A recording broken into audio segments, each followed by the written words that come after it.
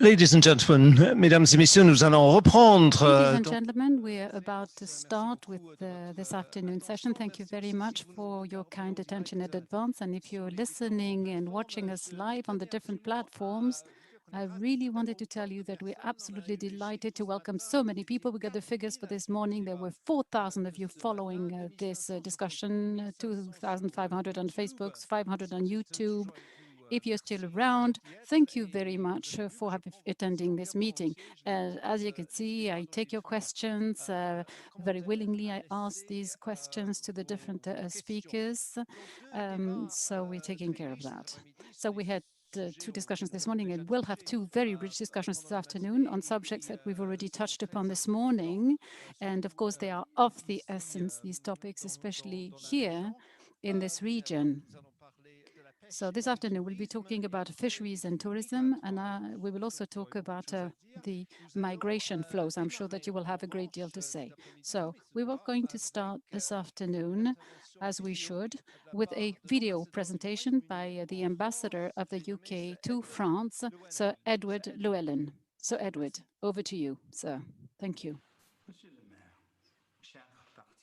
Mr. Mayor, dear participants, I would like to thank you very much for your kind invitation, even though I'm very sorry not to be able to be amongst you in person attending the conference today. This week, there was a very sad event in the United Kingdom with the death of Prince Philip, and I would like to thank you wholeheartedly for your kind messages of condolences which we have received.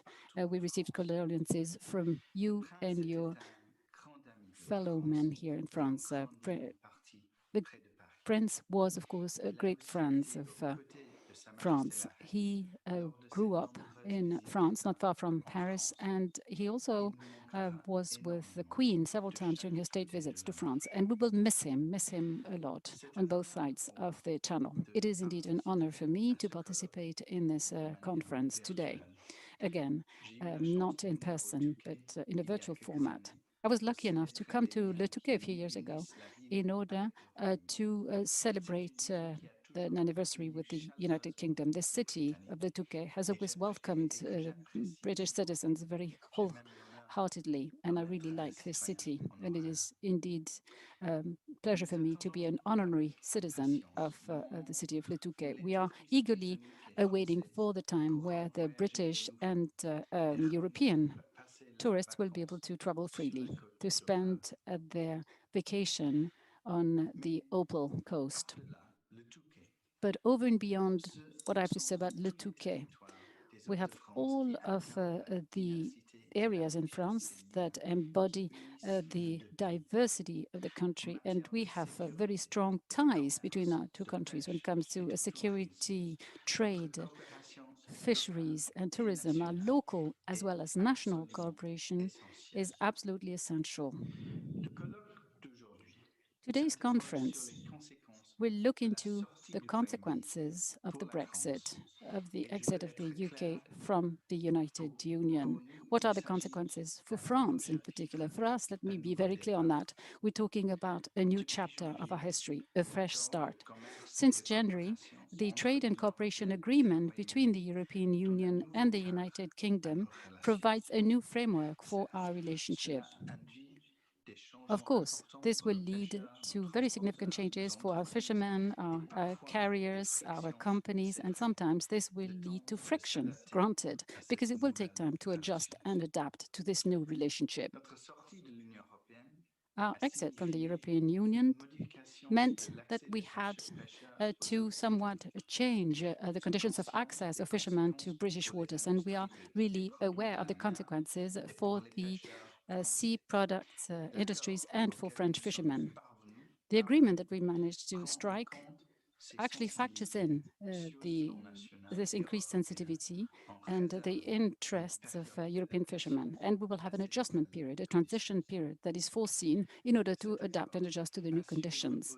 This agreement also ensures the continuity of our economies and will help and support companies, and they will engage and continue to engage in a deep and in a deep and very close cooperation relationship despite the pandemic.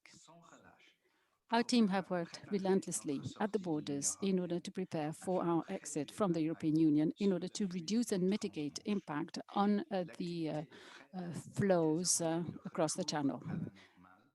The freight activity is now back to normal. This business continuity was maintained thanks to the incredible cooperation that emerged between the border forces, customs authorities, the prefecture, the DRAF, and their British counterparts. Because of the work they've done, we know that this route is the best possible route across the Channel to the United Kingdom and to the European Union. Now, trade flows are also based on local initiatives, and we're very proud to be able to support these local initiatives. We have, for example, the partnership between the Caen County Council and the Pas-de-Calais Département, now joined by colleagues from Belgium and from the Netherlands as well.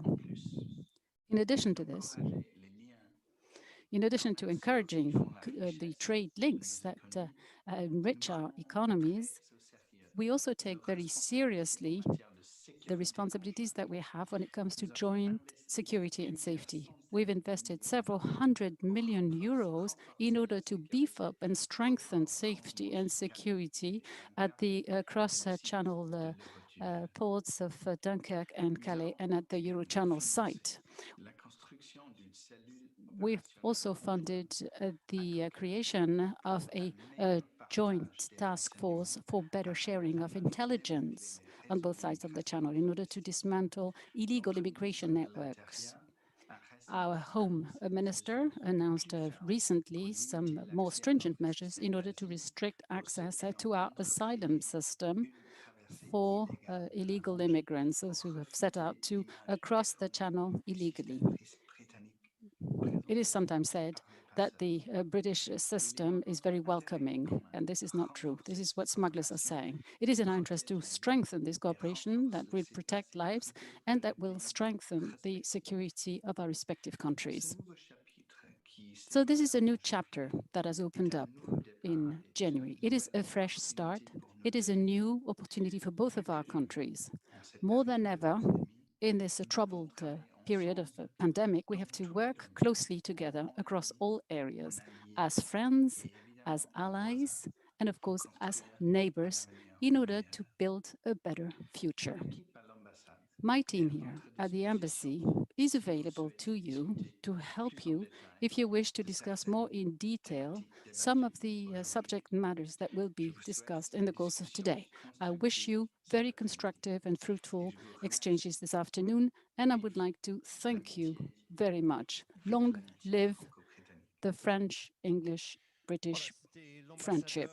Okay, so these were the words of the British ambassador in Paris. I think he deserves a round of applause on your part. So Edwin Llewellyn, double L, is Gaelish, is from Wales. I'm British, I don't really speak the language, but Llewellyn, I think, is the right pronunciation.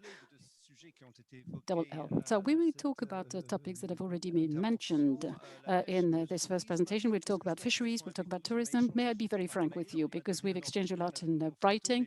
I was giving a sort of a list and some pictures, but having a hard time knowing who is who. So raise your hands whenever I quote your names, okay? So it's going to be easier. Bruno Margolle, you are Bruno Margolle. So Bruno Margolle is the president of the Cooperative Maritime Etaploise. Then we have Vincent HERBERT, you're a geographer, university professor, head of the Research Institute. It's tourism education. Jean-François RAPIN, senator, president of the European Affairs Commission of the Senate. I had seen you yesterday, so I know who you are. Frédéric LETURQUE is the mayor of the city of Arras.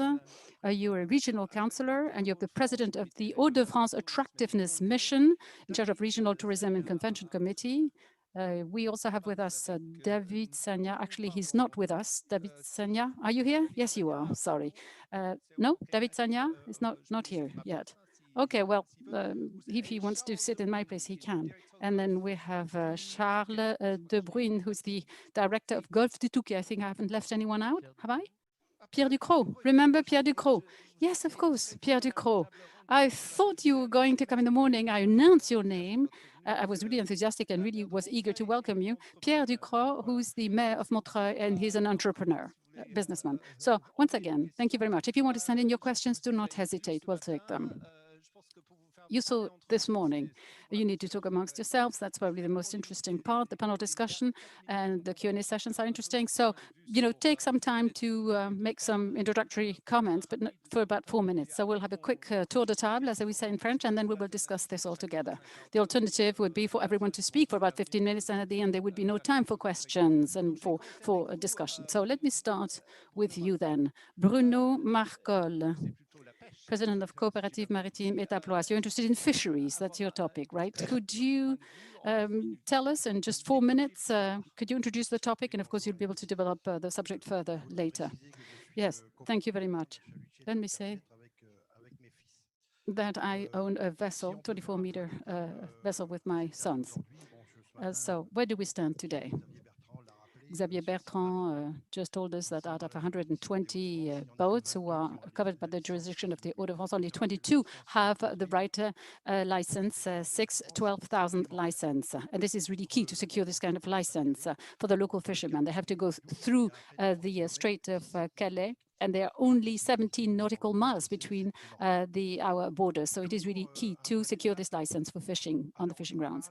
So an interim report. At this stage right now, we have no visibility whatsoever when it comes to the total admissible catches and quotas for 2021. And we're very worried about the positions of the UK, technical points that, technical issues for the years ahead. I mean, we should probably have ceilings of catches for species that are not covered by the quotas. Now, mathematically, if they will have 25% drop in the quotas over the next 5 years, so do the math, you should have to reduce by 25% the size of the fleet so that, it matches the available resources for Europeans.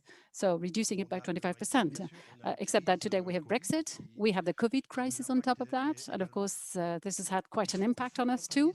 We need to support these people. We need to help the fishermen's community so that they can weather the storm and go past this crisis. This is the worst that we could have imagined. For me, Brexit is the worst hit for the fishermen. More specifically, of course, for fishermen who are from here, from the Hauts-de-France region. Generally speaking, what can we say? The positive point in Brexit, I think it's a benefit, and I think it's a fresh start. Generally speaking, we have to succeed. We really have to improve our relationship with the European Commission in general. We have to get out of the current system. The European Commission wants to save fish. The member states want to save their fishermen, right? And today, we need some air. We need some breathing space for people. Reforms are raging on and are being introduced all the time. And it's very important that people become aware, that the European Commission become aware that they need to protect us. British voters, 96% of British fishermen voted in favor of Brexit. Why is that? Well, because the common fisheries policies, the CFP, is not good for them. And we all agree on that. There are some absurd policies out there, and I hope that Brexit will move things forward and make them aware of this. Thank you very much for having expressed your point of view. It was very clear and to the point. I think we've all understood. Vincent HERBERT, you're a geographer and a university professor. What is your take on things? Yes, thank you very much. Well, on my side, from my side, on a personal level, I'm very confident when it comes to tourism. This is not the case for fisheries, obviously. There's a word that we often use when we talk about COVID crisis, we talk about resilience. When we see the development of tourism in the 20th century, we see that at every crisis, tourism has always recovered from these crises to the point that it's always improved and increased up until the financial crisis in 2007. Correct me if I'm wrong. There was a slight drop worldwide in 2007, and then tourism was back in a big way. There were some tourist attacks in France and in other countries where systematically this had an impact on tourism. We thought it was the end of it, and all of a sudden tourism picks up again. Today, we also have the COVID crisis, and it's not behind us yet. We're not out of the woods yet. Brexit became official last year, and then came COVID. So in terms of attendance by tourists, we need some time to know what the impact would have been. I'm confident, however, in the recovery of tourism. The question is, how can we adapt and adjust to the crisis and to what happens after the crisis? I'm a geographer, so I'll be talking about areas that are visited by tourists. Locally, I think that there are some expectations, and I looked at the different statistics. For me, there are issues of scale that need to be looked at, questions of borders, how can we cross them and so on. There are very different situations between the Hauts-de-France, where we are located, and the rest of France. In some regions, in some départements, the impact will be greater because there are more British residents in Dordogne, for example, or in Normandy, or possibly Brittany. So these regions will be more impacted by the departure of the Brits. What about the coast and the regions right behind the coast and the rural areas behind the coast? The conditions, of course, are very different, because on the coast, we know that we are faced with these issues of seasonality. In Le Touquet, certainly, we feel the seasonal effect. It's the city with the 4 seasons. That's what it was called. We feel the 4 seasons. And there is a strong divide, I think, between the north of Boulogne-sur-Mer and the south in terms of tourist attendance. The public, the tourists are not the same. We welcome a lot of Belgian tourists who come to enjoy, our coast, which is a bit more hilly than it is probably than in the flat country of Belgium. So there are different kinds of tourists according to the regions. And we also need to look at the different sectors involved in tourism. Are we talking about transportation? Are we talking about hotels? Are we talking about duty-free shops? Are we talking about restaurants, hotels? I think that here we need a lot of work to do to see what will be the actual impact and consequences of the Brexit. Of course, what we want to do is restrict exogenous dependency factors. For example, we might be overly dependent to the exchange rate between the pound and the euro. There's a loss. There could be a loss of purchasing power for the British citizens who might be more reluctant to spend, therefore, in France. What are the assets that we can offer? We have to work on what we have to sell, what we have to highlight. Our heritage, for example, should be brought to the fore. Historical heritage, natural heritage. It's also very rich. We have our tourist stations also. We have a lot of tools. As a university professor, I'm going to talk about what it is that we do at the university in our research labs, thanks to our youth producing some very useful studies of great quality, not always very known, but that could be useful for our work. And something that was noted that I noted down very recently, we were talking about the very strong relationship between the Brits and the French. The Château d'Ardoloux is working on the Entente Cordiale. And I remember that there's also an association, I think it's called the Traxen Association, working on specific events around the history of the relationships between France and the UK. So I'll stop here, but just to say that I'm very confident, and I think that we'll be able to show a lot of dynamism. We've been able to do that, and we've been able to weather the storm and overcome a number of crises in the past. Thank you very much. David Sagnard is actually with us. He's the CEO of the Carpentier company. He's a carrier in Calais. He is not attending in person. He's attending remotely. He's on his own. I mean, it feels like he's on his own in his office. He's not really. So we're looking at you, and everybody is saying just a few words, 3 or 4 minutes, and we're very happy and delighted to have you with us. I saw you yesterday, Jean-François RAPIN. You were talking about the Fisheries Commission.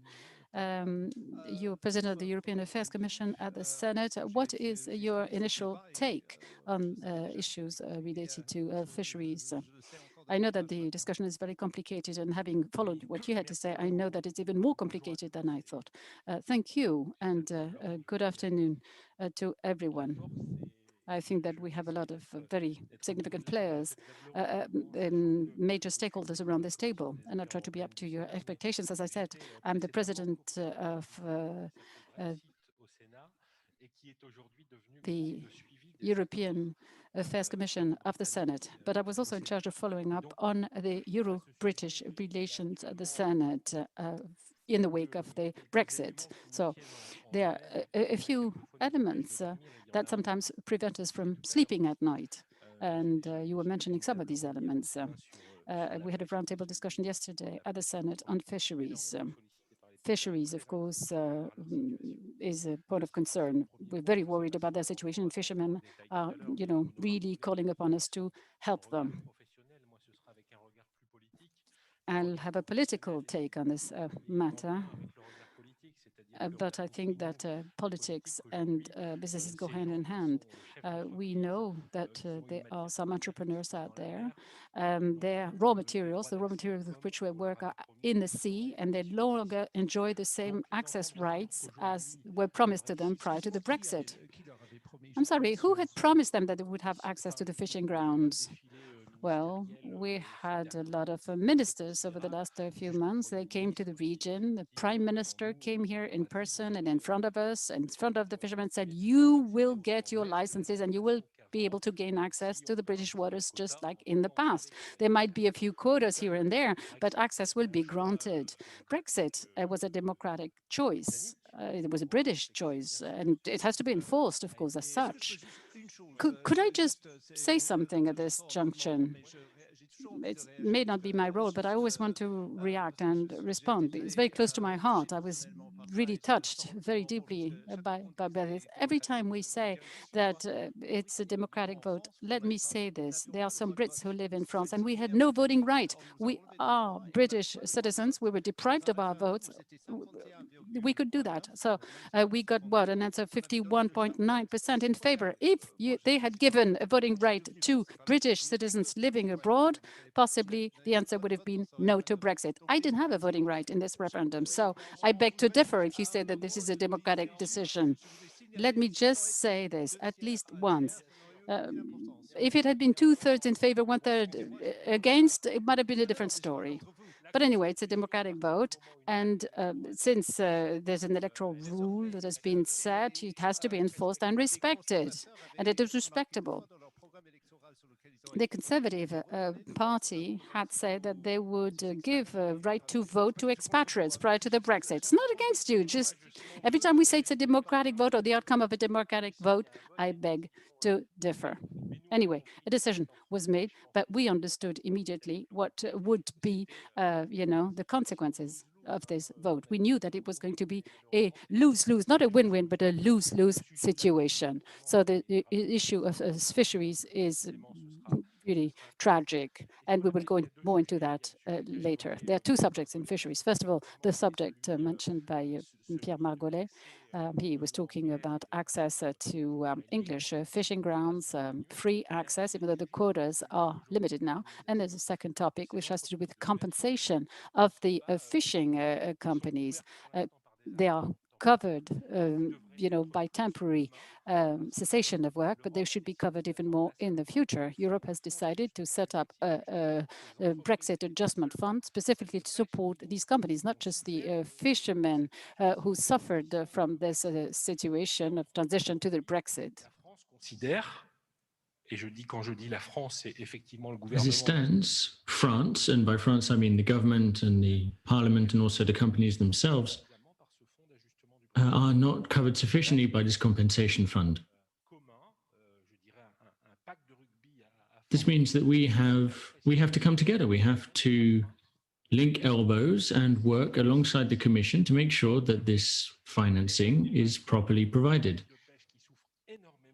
It's not acceptable that our fishing companies that are suffering today because of this situation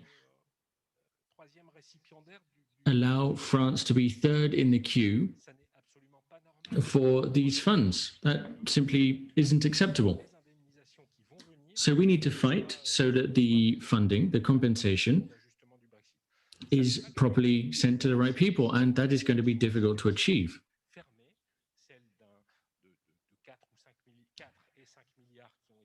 We're looking at 4 and 5 billion euros that have been made available, but when you're splitting a cake, some people get more and some people less, and some, at the moment, France is getting less. it's important to rectify the situation because we're not talking about one or two fishing companies here. We're talking about more than 100 different companies.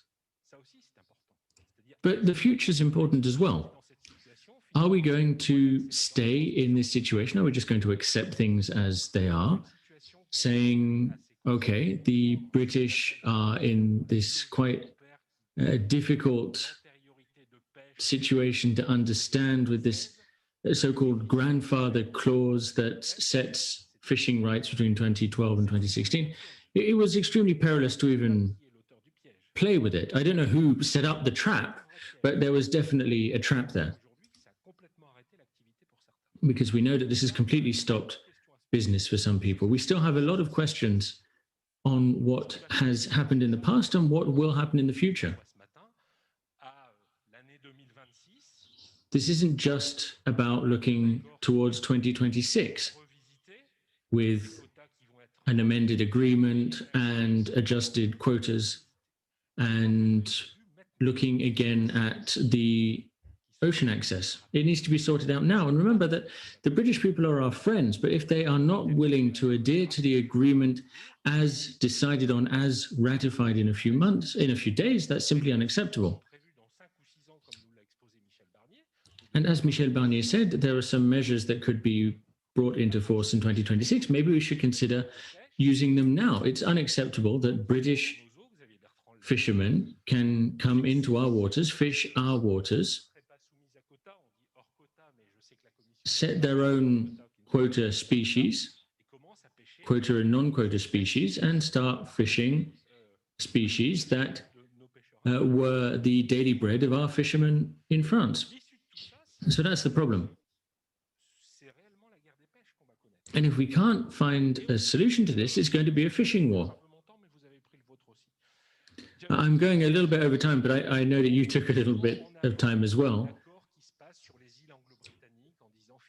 People often discuss the agreement for the British Isles, saying that things go relatively well, but nobody ever talks about the French situation. I was able to talk about it at the European Commission. I remember that I was a little bit confrontational with the European Commissioner, but it's important to speak out about this situation that cannot continue as it is, and I'll come back to it later if I can. Yes, and I watch British TV, and I'm from Cornwall myself. I grew up in Cornwall, and I only see reports in England about the British fishermen who are losing their jobs as well. They lost everything as well. So it just seems to have been a tragedy for everyone. To illustrate, we've always been told that fishing is a very small part of the overall agreement, but there are two countries that stopped their European procedures, and that was Iceland and Norway, and they stopped wanting to join the EU because of fishing. Frédéric LETURQUE, you are the mayor of Arras. Do you want to tell us about fishing, about tourism? Well, I'll leave Jean-François to speak on fishing. I'll let the people who know more about it speak about it in a nutshell, but I know that I have been able to discuss things with the Senator recently.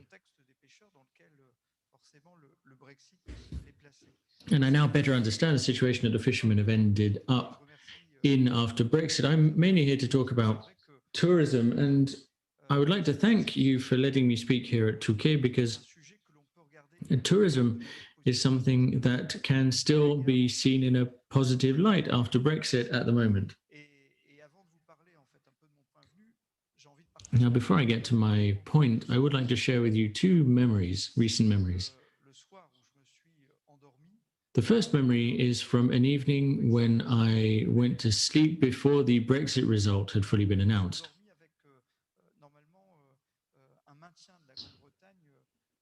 And when I went to sleep that night, it seemed like the Remain was going to win out. And the next morning I woke up, I was traveling for the tourism committee. I was traveling to Beauvais.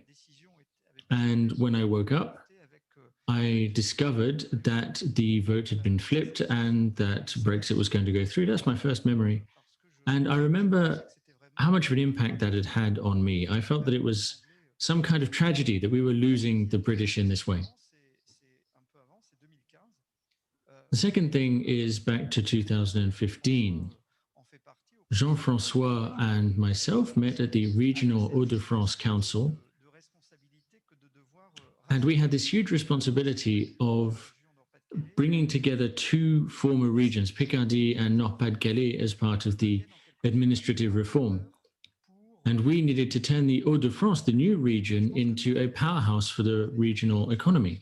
Since 2015, as local council members, we have done our best to mobilize everyone's energy so that we can, on the one hand, provide a tourism offering that meets demand, especially British demand.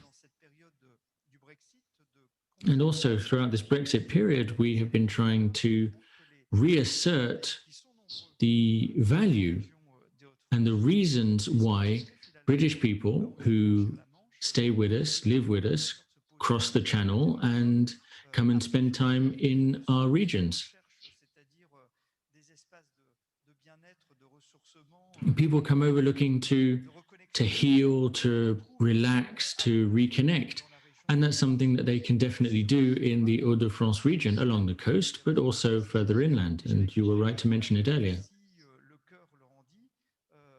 If they feel like it, they can even travel all the way south to Chantilly and the Asterix theme park. These are parts of our region in Hauts-de-France. The British account for a large part of foreign tourism in our region, not, of course, during COVID, where everything's kind of on ice. And we believe that they are going to continue to, and in fact, that they do continue to want to travel to France and enjoy our region. And I think that that's something that's very important to underline. We remain determined to understand what our customers want and to meet their needs.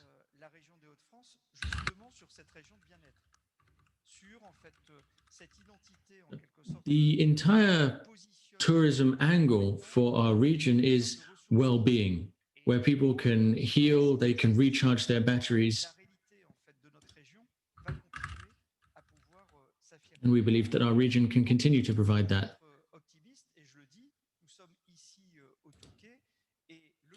So once again, I would like to say that we still are in Le Touquet, and we want to continue to assert this region as a place that British people like visiting. Le Touquet has always been an area that the British have enjoyed. And everything we're seeing just goes to show how much British people love coming here. So you're talking about tourism here, but also people who live here. And that can be very different because you've got the 90-day rule now.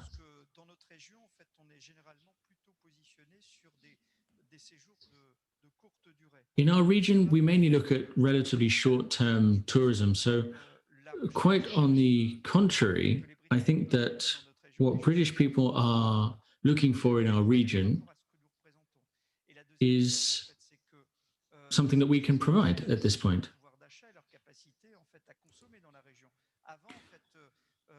When it comes down to it, what we're interested in is their purchasing power and how much money they want to spend in the region, because in the past what we've seen is people simply traveling through the north of France while going to elsewhere. I think that people are going to end up spending longer in the north of France, and they may spend a little bit more money, which is going to be excellent for the local economy.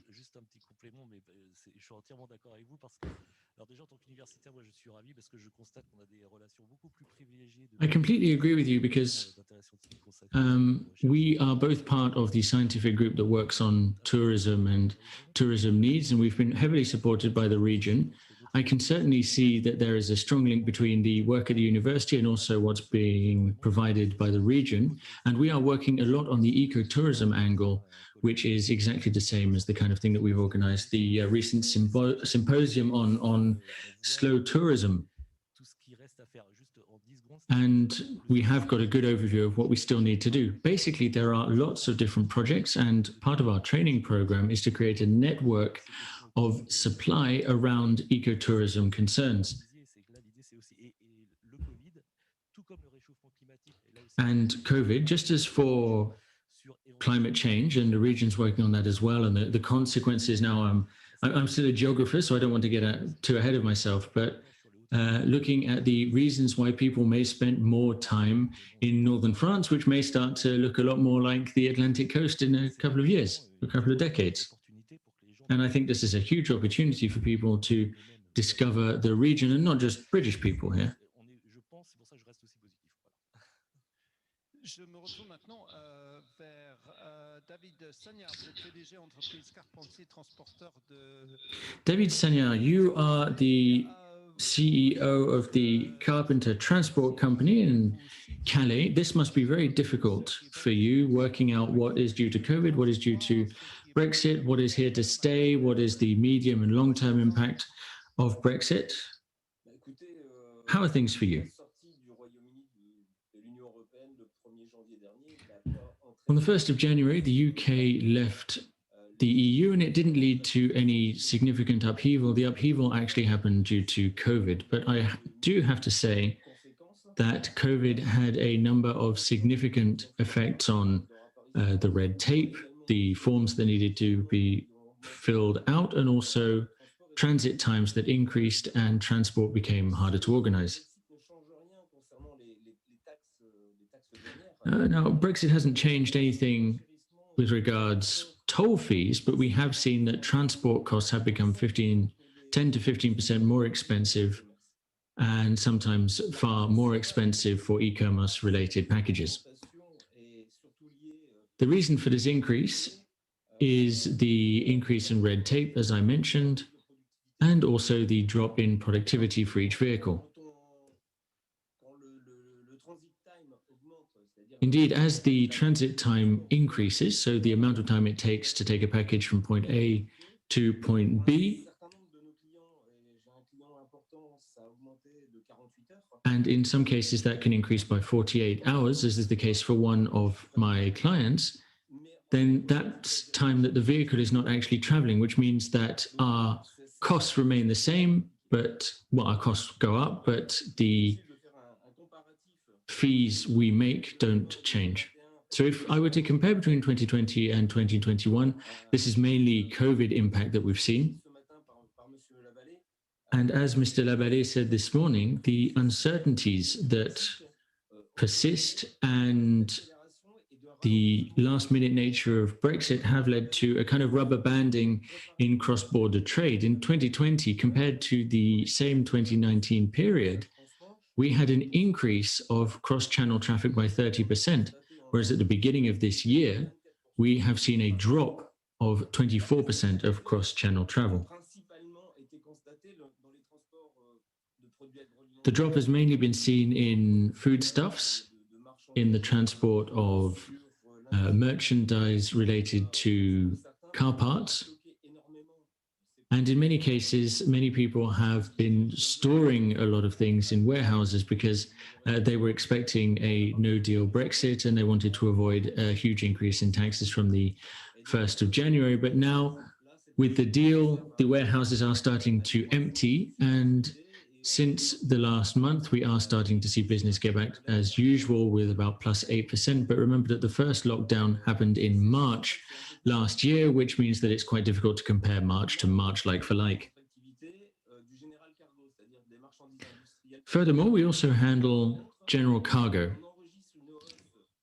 And in general cargo, we have seen an increase in volume of 36% for export and an increase of 27% of our turnover for export. And that's quite paradoxal because for the last 20 years, the road share of cargo going across the channel was about 50% in the 90s, 95 in France, and then it dropped down to less than 8%. So we dropped a lot in terms of French market share for cross-channel transport. the transport environment and the tax environment has become more complex, which means that transporters have either decided to draw down or completely stop their cross-channel traffic. As a Calais-based company, we saw that as an opportunity to claw back some of the market share that we had lost over a number of years. We developed new services to help support people transport things across the border, working with some of our partners at the Calais port, so that we could provide a turnkey logistics solution with a single contact point for our clients. It's something that we prepared for, despite the uncertainties that we did have of whether we should give it a go, whether we shouldn't. We still gave it a go, and now we have import and export customers, and it's great because it increases our offering as well. However, the growth window does seem to be closing at this point because companies are starting to get used to the new environment. We do have an upcoming deadline, which is going to be January 2022, with the implementation of controls on incoming merchandise across the border, and we need to make sure we're organized before that. Today, we are lucky enough to have a tunnel and a port and the coastline. We therefore have a strategic positioning based on the merchandise flows going through the region. But I believe that in the future, the transport system as it exists today is likely to change significantly. It's going to transform even, especially if the transporters continue to base themselves on what they're seeing, which is equipment being stopped at the border. And that could lead transporters to start to look at non-supported business. And I would like to congratulate all of the companies that are developing that kind of service, because it's going to help us as transporters. For my company, the Carpentier Group, we are hoping to get a lot from Brexit. Maybe people may be pessimistic, but I'm quite optimistic. We've invested in logistics warehouses, and we've still got some investment coming up. We've also invested in the equipment fleet that we have. And for 2021, we have an important project, which is to get a foothold in the UK and to have transport offering, which is complementary to what we have based in France.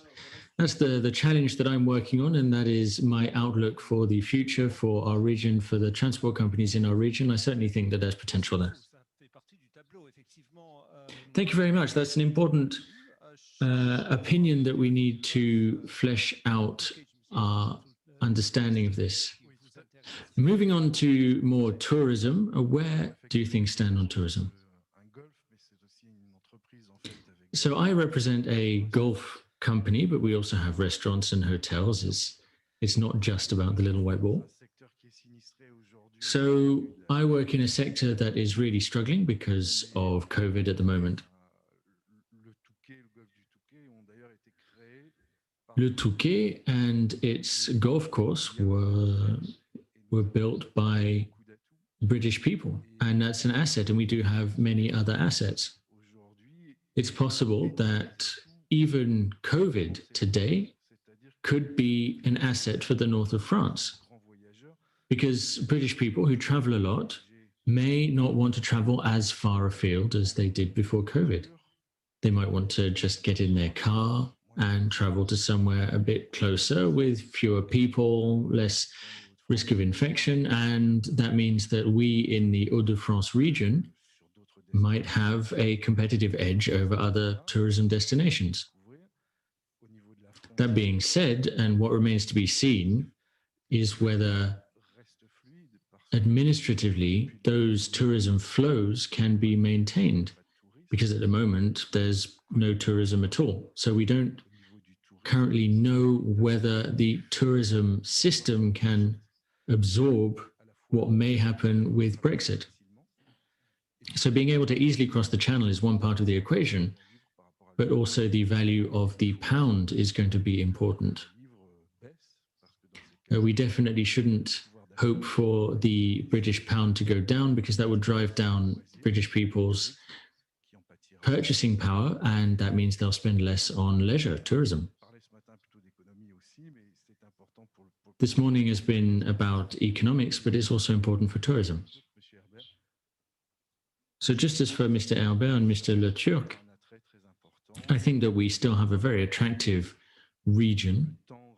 And once time has run its course, the Opal Coast, le Touquet, and the Hauts-de-France region may come out winner. That's optimistic, that's great. Pierre DUCROCQ, you are the mayor of Montreuil and also an entrepreneur, which is important for this. So would you like to wrap up this first part for us? Yes, good afternoon, everyone. I'd like to thank Daniel Fasquier as well for inviting me here today to be part of these very important discussions about Brexit. I'd like to give you my opinion on Brexit based on my various roles. First of all, as the mayor of Montreuil-sur-Mer. My town has been around for thousands of years and is very attractive to British tourists, but we also have a lot of residents, secondary homes as well. We've got about 300 in the town, 1/3 of which are owned by British people. So there's a lot at stake. So we're talking about resident British people, people who have holiday homes, but who come and spend a lot of time. So they have to comply with the 90-day rule. Yes, they will have to comply with the 90-day rule, absolutely. So this is a challenge from a free movement perspective of people, but also of their money, of capital, given the difficult environment. It's important to remain vigilant throughout all of this, although I do remain confident and I do agree with what was just said about tourism. I believe that the COVID effect and the impact that we're seeing from infrastructure on motorways and the Eurostar could mean that we can draw in more people and maybe come out ahead. And you shouldn't forget our high quality gastronomy in the region as well, which is very important in Montreuil. If I take a step back and put on my vice chair of tourism for the region hat, so to speak, so le Touquet, Bercken, Montreuil area. Well, from that perspective, we have 5,200 companies, 80% of which have fewer than 10 employees, and 50% of which are related to the hotel, cafe, and restaurant business. And this directly ties into tourism, of course. Out of this customer base, 40% are foreign in our Montreuil area.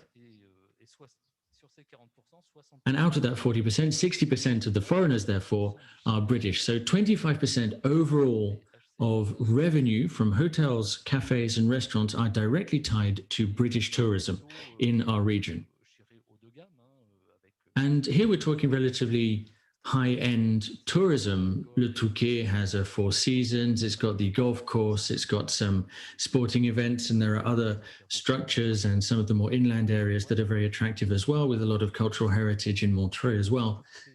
And it's important to be careful to safeguard that economic activity as we go out of COVID. Of course, at this point, it's very difficult to assess the impact of Brexit itself separate from COVID. In any case, we are working with local authorities and with the CRTC, with Frédéric and Jean-Philippe Gold as well. We are working hard on a strategy for post-COVID and post-Brexit.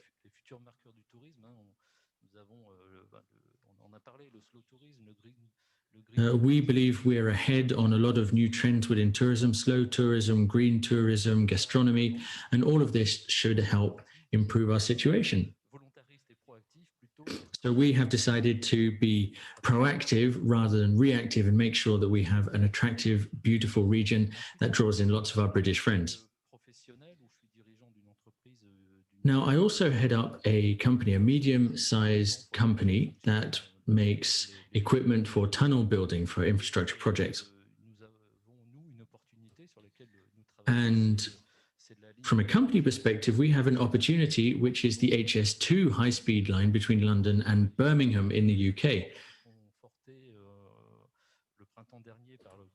So this was approved, signed off on by Boris Johnson last summer, 100 billion. Controversial, but we certainly signed up for that tender.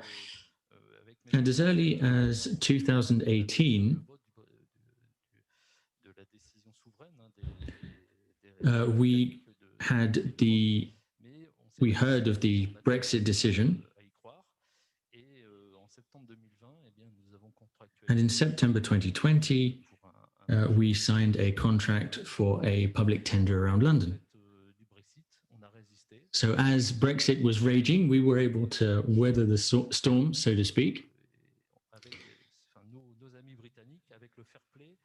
And I have to say, I admire how fair play and pragmatic our British friends were in the way they dealt with the contract, because they actually introduced amendments, extra clauses in the contract to protect us against potential negative impact, depending on which way the vote went.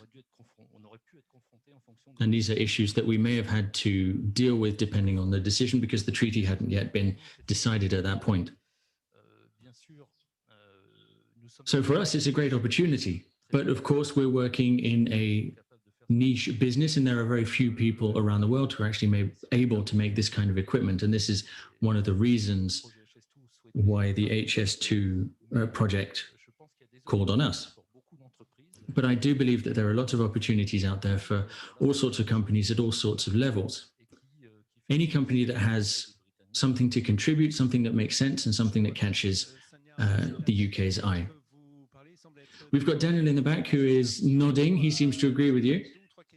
Before we move on, just a few questions. We still have 45 minutes of our debate for this particular roundtable, so feel free to send in any of your questions. Let me just play devil's advocate just a few minutes. It's kind of my job. I've heard all of you speak, and it seems to me, now, again, this isn't me speaking, this is me playing devil's advocate, but it seems to me that you're all saying that at the end of the day, Brexit happened, and now we just need to get back to business as usual as things were before Brexit. That's, in a nutshell, what some of you have already said. Basically that it's going to be embarrassing for a little bit. Things will be different for a couple of years, and then things will hopefully return to as similar as possible to pre-Brexit. Do you think that's even possible? Because the British are going to reject that idea. They're ferociously defending their rights and their position, especially the Brexiteer crowd. If you tell a hard Brexit proponent that you want things to go back to how they were, they'll say no, even if it means shooting themselves in the foot, even if it's a bad thing economically for them. This is how stubborn they are, saying, no, we want to regain our sovereignty, even if we lose contracts, even if we lose fishing rights. Why did so many British fishermen vote for Brexit, despite being told that they were going to lose out economically? And they didn't listen, and they voted for Brexit anyway. Do you see what I mean? Everyone seems to be saying, oh, it's just a little hiccup, and then things will go back to normal. Is that really something we can hope for? I think maybe they've been sold something that wasn't really possible, because British fishermen only actually consume 20% of their own fish. And a lot of the fishing rights are going to go back to the European continent. But I would just like to give you a bit more information. Le Royaume-Uni a repris ses eaux territoriales à partir des We discovered on the 1st of January that the UK took its territorial waters around Dover again, and that's so hundreds of square kilometers. We have the map here. Well, you can see the dotted line of the former limit of 6 or 12 miles, and in orange, that's the part that they took back. So 6 to 12, it was actually expanded to 18 nautical miles. And some boats on some ships are not going to have the 6-12 miles license, so that means that they will have even less access to the Pas-de-Calais Detroit.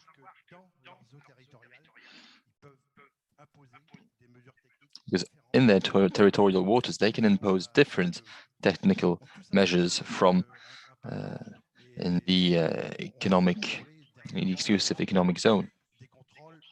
So that has an impact, and we had targeted checks recently, and we were invited to leave the area. And they respected the European, or actually we respected the European technical regulations, but they also knew that they had other rules that they could apply. Well, I think that what you're saying regarding the impression that everyone wants to go back to how it used to be, well, you might think that way, but actually no. An agreement was negotiated, it's going to be ratified.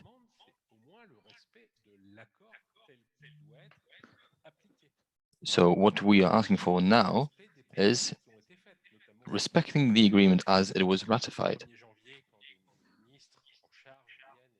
On the 1st of January, when the ministers go and tell you in 3 days you'll have your licenses, we have to believe that speech. If we don't believe what the minister says, then we can't believe anything. And that means we've lost everything.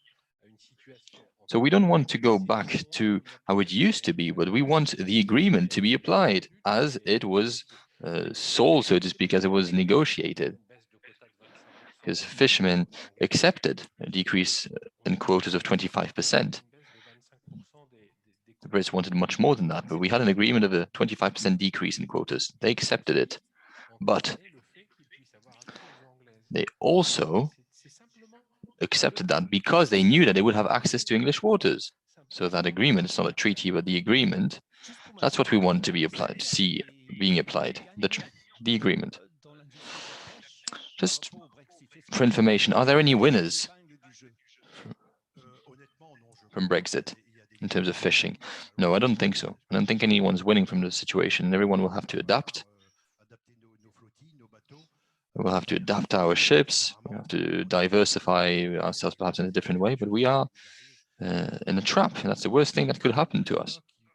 We're talking here about species that are not submitted to quotas, and now they will be under quotas. Since 2014, the environment changed a lot. Before 2014, we were fishing a lot of cod. Today, there's pretty much no cod left in the channel. But we are fishing squid. We are fishing red mullet as well. We're not going to have the figures that we could have had between 2012 and 2016. So that means that we'll have those 50% quotas that we could have avoided. We're talking about 6-12 miles now and about the licenses, but there's also another issue that we haven't mentioned yet. Perhaps it seems a bit more far-fetched, but that issue is unloading in the UK, because we have fishing companies fishing in the north of England. And in the past, they used to unload their fish in the UK, sometimes then going to France through trucks. But today, because of the lack of preparation of the UK to the current situation, they can't unload their fish in the UK because the situation doesn't allow the Brits to receive them and to do the veterinary checks. So they're going to Denmark, and then from Denmark through trucks, from Denmark on trucks all the way to France. Unacceptable. And that means that you need to leave them in fridge for far longer time, and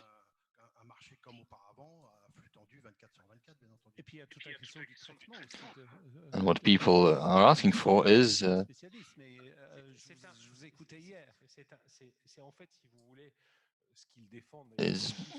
basically running the industry on a just-in-time basis, like it used to be. And add that in France, in Boulogne-sur-Mer and in Etaploise, of course, we have an ecosystem. And everything that's unloaded in Boulogne is important for the Boulogne market. President Bertrand mentioned the marieurs this morning. They are fish traders. Well, I have a question from a fish trader. So we are in an ecosystem, I'll just finish first, and we need the things to be unloaded as they used to be. So unloaded by ships, but I'm looking here at Mr. SAGNAD that I know well.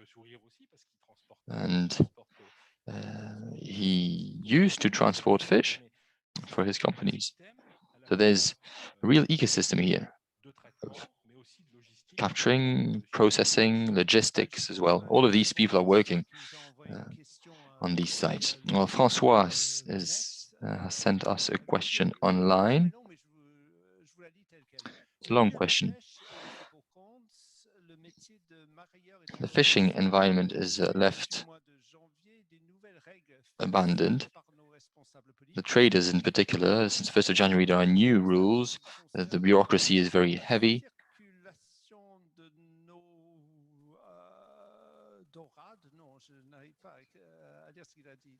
Sorry, I can't read what's written on the card. So we have additional costs to transport our products. That means that a lot of traders stopped trading with the UK. So what subsidies are we going to get? And how can the small companies get those subsidies as soon as possible without having the biggest companies getting the whole bulk of it? So what are the measures for these companies in fish trading? Well, the issue today with the Brexit is that every kilo of fish that's exported to the UK needs a capture certificate. So the fisherman is supposed to send that. But when fish leaves the Boulogne harbor, the boss can't issue that certificate. So how do we do it? So it's complicated to find an agreement here with all the producers. It's a lot of paperwork to send fish to the UK.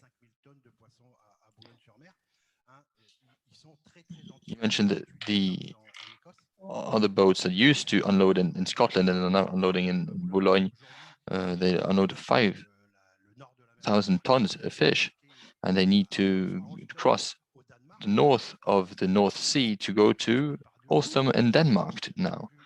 So that multiplies the time by 2. Doubles the time, and it costs a lot of money. It's anti-productive. And there's also the Brexit Adjustments Fund that needs to be adapted to the compensation. And that's a midterm solution? Yes, it's a midterm solution, and an immediate help solution, because that was voted as part of the multi-annual financial framework of the European Union. And I think this help is going to be a one-shot fund. So we should also think about sustainable measures, and we need to preserve a full ecosystem. That's really what's important for me. The Boulogne market is 350,000 tons of processed fish and about 30,000 tons of unloaded fish, so 10% of what's processed. So we could say that unloaded fish is not a big part, and we can still save the rest of the market for the processing, but no. There's heritage here involved. It's in people's blood, and that needs to be saved as well. And today, Brexit has a strong impact for all of these people in that ecosystem. And last thing I wanted to raise as well, the situation within the European Union itself, the situation of our partners, of the member states. For instance, the Netherlands or Germany, they are anticipating the issue of having access to English waters, and some of them are going to maybe try and get an English pavilion, an English flag.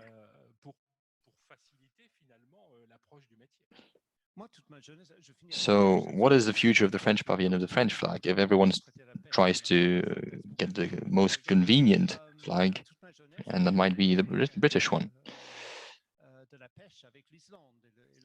I remember that when I was young, there was a war for fishing between the UK and Iceland, and Iceland was actually winning most of the time. So are we going back to such a situation? Do you think the situation could rotten?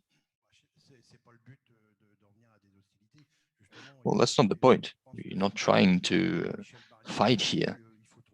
I think that Michel Barnier said it very clearly this morning. We need to find reciprocity. mutual understanding. I don't know what was the term that he used. I think it was a level playing field. Yes, that's what he said. It needs to be fair for both sides. That's what we should reach. We shouldn't just change the rules of the game overnight. And now we are only starting to understand what the new rules are. What was in that agreement that was signed at the end of December with 1,200 pages in it?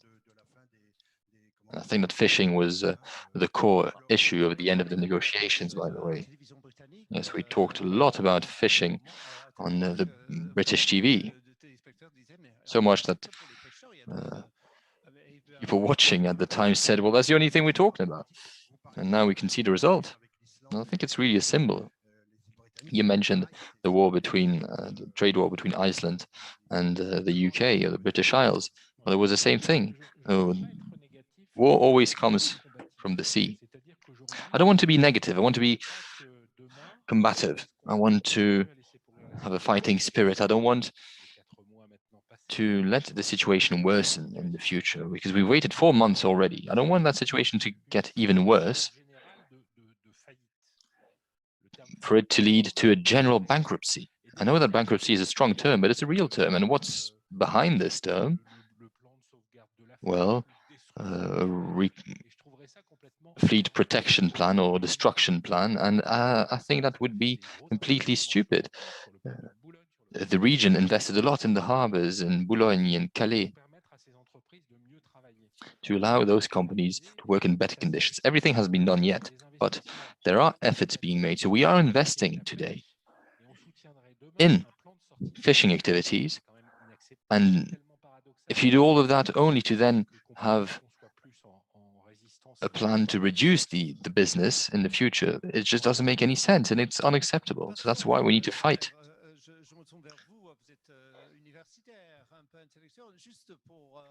Mr. Herbert,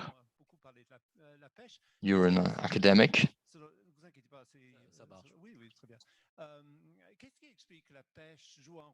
Why is it that you think fishing plays such an important role in the construction of a national identity? Because that's really how it was seen during Brexit. They were saying they will not get our fish. That's why we need Brexit. Well, now the result shows that everyone's unhappy.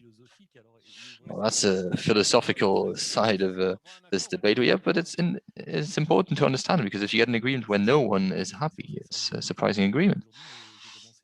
Well, I was supposed to talk about tourism today, but actually I started working on fisheries in the past in Denmark as well. So here, regarding your question, why is there such a strong link between fishing and the national identity? Well, because there's a relationship with the sea as well.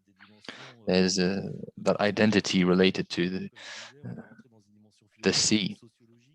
And here we could talk about philosophy, sociology.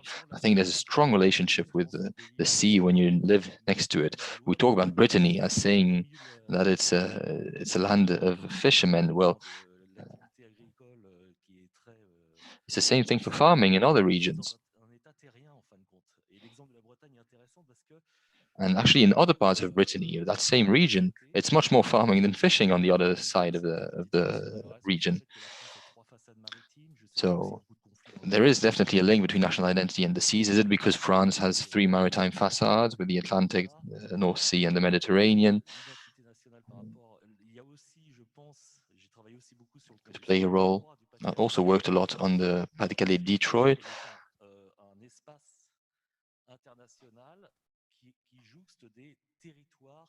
Pas-de-Calais Strait. That's a strait that really has an impact on people's daily lives. So a mayor of Ouessant or a mayor of Le Touquet is facing that international space, whose issues are much bigger than the only local issues. But I think that there's really an identity related to where people are living, people's daily lives, beyond the national identity.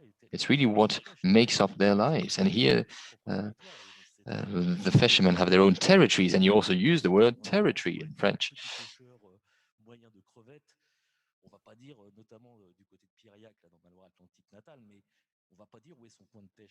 And fishermen, for example, don't tell others where they go to fish, because that's also part of their territory, their identity. And then I think there's also, of course, issues related to the EU, to politics and sovereignty. And there's also the issue of a national law with the 6 to 12 miles rules, or other rules like Chile had in the past as well, to avoid other fleets scavenging their own resources. It's very interesting, but there's a lot of things to say in a few minutes time only.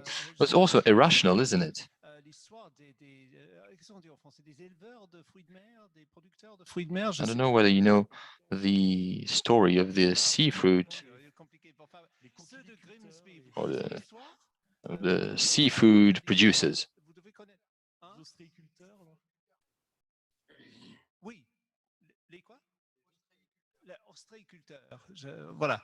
Oyster farmers. 90% of them voted in favor of Brexit in Grimsby, which is in the north of England. And 1 year later, they realized that leaving the single market wasn't perhaps the greatest decision to sell their oysters, because most of their oysters were sold on the European single market. So the Grimsby Telegraph said that. I found the article of a few years ago, and I put it in my book because I think it really sums up the ridiculous nature of Brexit. It's preposterous, really, because they were at risk of losing their main market, and they went to Downing Street with a petition. They took selfies of themselves with their petition in front of Downing Street, with a petition asking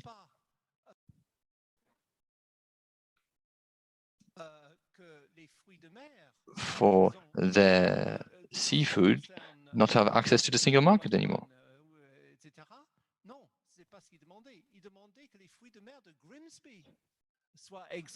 De toute taxe, etc. Ça vous montre, et ils sont allés se faire photographier devant le 10 Downing Street, fiers de donner... There was a sound issue. The interpreter did not have any sound. Nous, on veut, après avoir voté le Brexit, une exception. J'ai une question assez provocatrice d'Élise, qui, enfin... Another question from Élise. Et les autres affaires dont nous avons parlé, qui dit en gros, si on ne peut plus prendre les Britanniques, est-ce qu'il ne faut pas investir dans d'autres touristes, faire venir d'autres... She's saying, if we can't welcome the Brits anymore, shouldn't we invest in other tourists? Shouldn't we be attractive for other kind of tourists? So Belgians, Dutch, Germans, Poles, whatnot. Shouldn't we try and attract more European clients?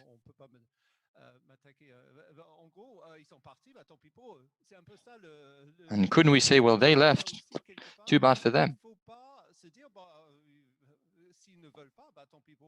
Shouldn't we just say, if they don't want to come, well, that's their problem, their loss?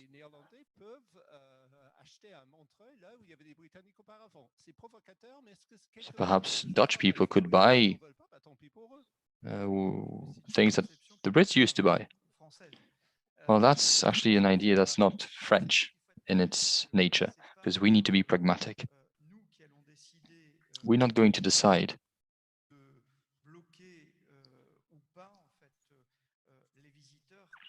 whether we should block or not visitors, whether they come from Britain, Belgium, the Netherlands, China, the United States, or elsewhere. We accept everyone, and our region is international.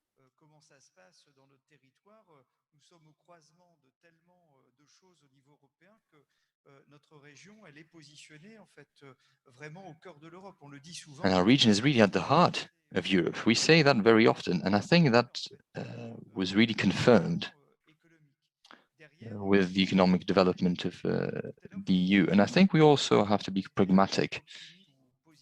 You said that we had to that we were too optimistic, too positive. No, I think we are just pragmatic.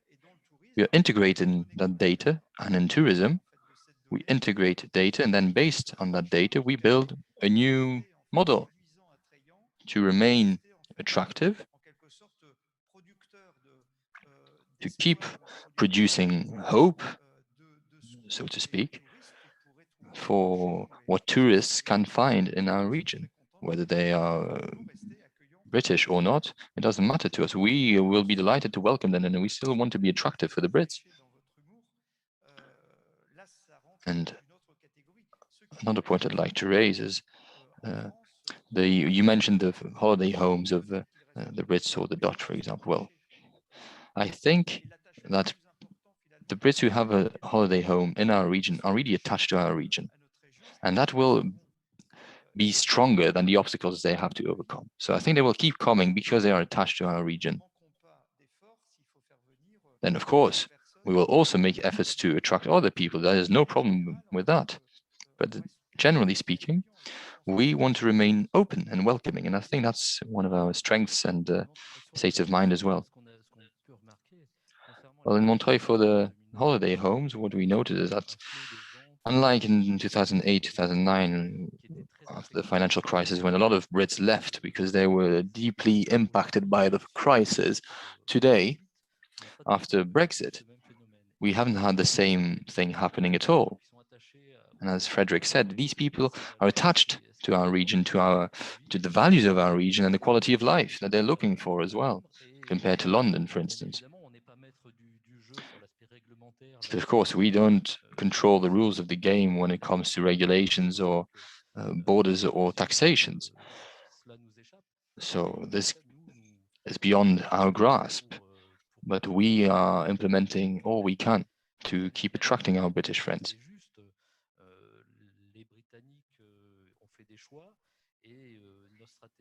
The question is right. The Brits did make a choice, and we also look, therefore, at other countries. We have a different strategy today. You mentioned the Belgians, especially the Flemish, or the Dutch as well, who sometimes visit the two capes in our region, and we are trying to focus on them as well.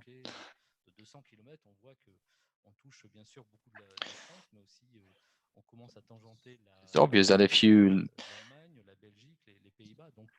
look at a circle of 200-kilometer radius around the Touquet, well, you're not only in France, but you also end up in the UK, in Belgium, and in the Netherlands. So those will be the main people that we should attract. Well, we didn't wait for Brexit to think that we should try and look for more markets. We knew it was going to come. We had dates, and every time the date was postponed, we noticed either an increase in looking for a new strategy or a decrease. But yes, we definitely focused on the Belgians who in the past used to stay around the north of Boulogne are now going a bit more south to LETURQUE. We also worked on communication. We started working with Belgium in this regard, with the Netherlands as well. We're also trying to target Germany.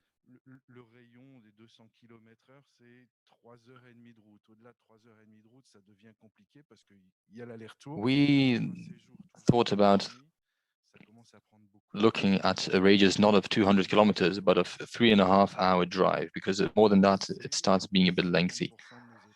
And that being said, we can't forget that the Brits amount to 50% of our foreign customers, and they amount to 30% of our turnover.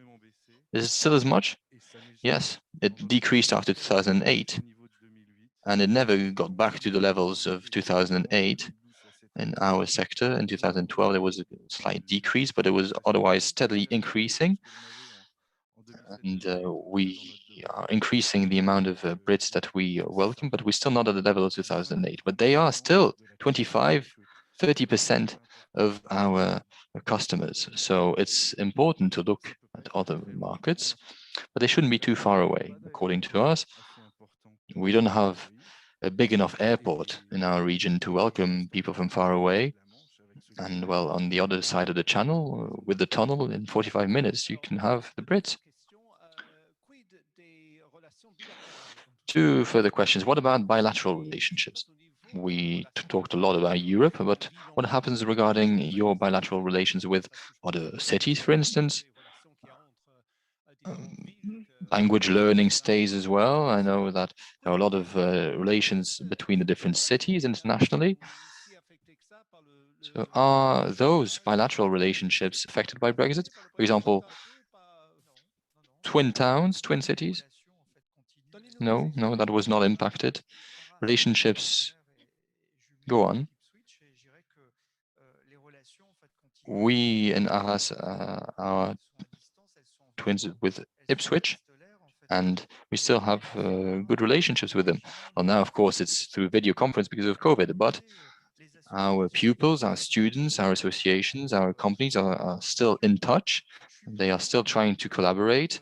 So I have to say that regarding bilateral relationships, I'm quite optimistic because of how history built links between our two countries. We've always had a tumultuous relationship. It's always been a bit difficult. And we see here that there's still reason for hope. And I think definitely that there's more hope in tourism than for fishing, because for fishing, it's more complicated. There, you need more granular negotiations. You need to make sure that you stand your ground, that you fight the right battles. But for tourism, it's not as technical, but the topics are very complex on whether it's tourism or fishing. So we need to try and build on collective intelligence to find the right possible way. In Montreuil, we unfortunately do not have any twinning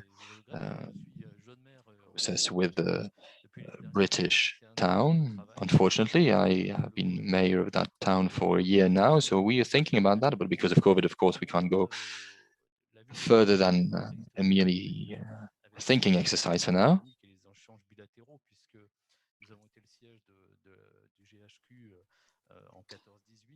But we were also we had the GHQ headquarters in the First World War. We have the statue of Douglas Haig as well, and we are thinking about restoring that site with a ceremony that could happen in September if everything goes well. There was a lot of enthusiasm regarding that in our town and also in the UK to try and have the best possible ceremony regarding this alliance of the First World War.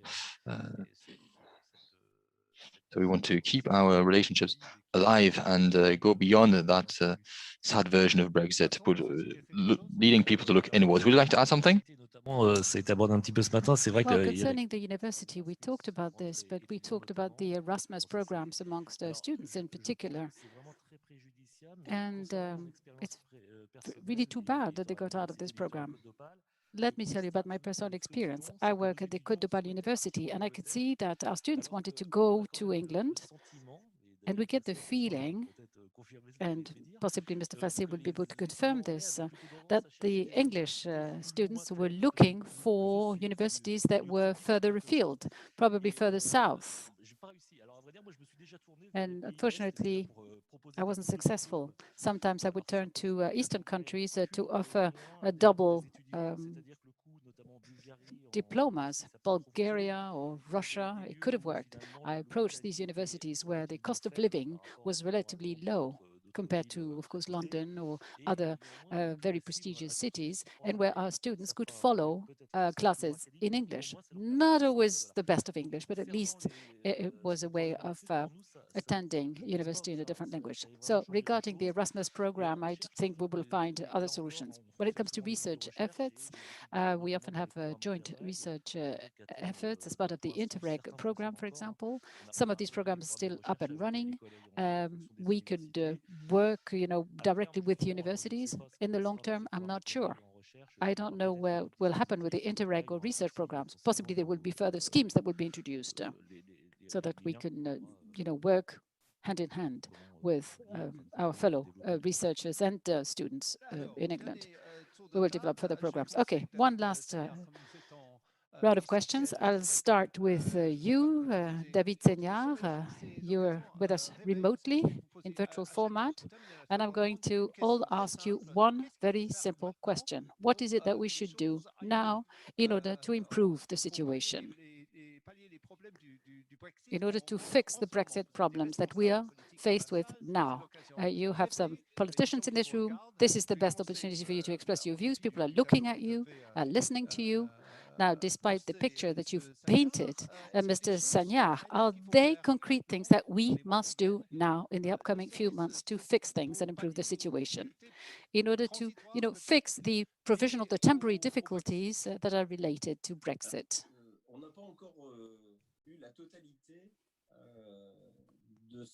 We haven't been able to understand exactly what will happen, the impact on public transport, on road transport. Well, we will see what happens on the 1st of January 2022, when the Brits are going to start checking the products entering their territory. So that's an important milestone. There's always a fear, of course, that there will be blockages on the road, traffic jams. If there's a congestion at the Dover harbor, of course, this will lead to traffic jams in the French and European ports and harbors. So we don't have that kind of information yet. We will have to wait and see.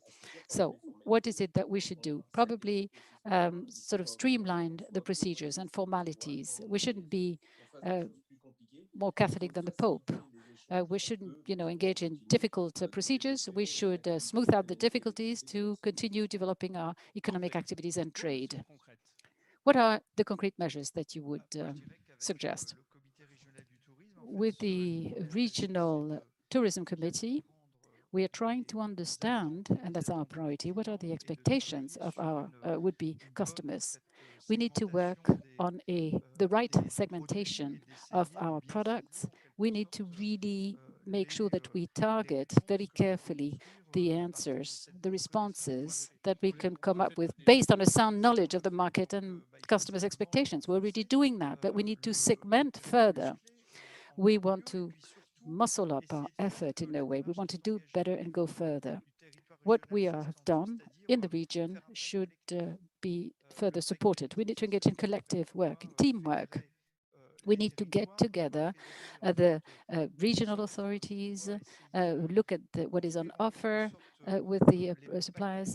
We need to come up with the right packages in order to be relevant to the potential customers, to attract the right customers. We need a good match between the decisions that are made by institutions on the one hand, and the decisions that we need to support in the private sector.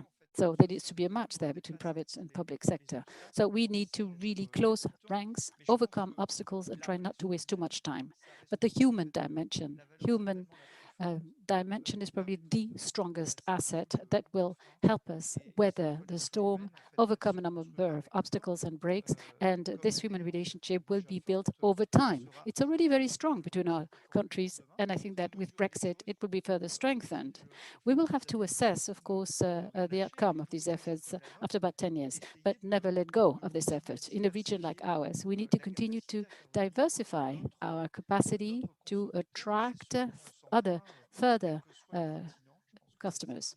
And that's what we are going to do. And that's what the different countries are going to do. That's our main asset. A concrete, proposal from your part. Well, I think that we need to get even better acquainted with our customers to come up with the right packages. And this means that we need to engage in communication efforts. We need to develop digital communication resources. In particular, there are some fairs and exhibitions that we attended for years. People would say, okay, I'll go to the World Travel Market in England. Well, maybe that's going to become more and more complicated and obsolete. We need to invest and put a lot of money and hire technicians in order to multiply digital communication campaigns. We need to stick around, to be present, and have some visibility across the channel. On the other side of the channel, we need to be in the UK to bring British customers to France. What about you? Well, I think that we need to stabilize our environment. We have an agreement, which is a very young or recent agreement that has not yet been ratified.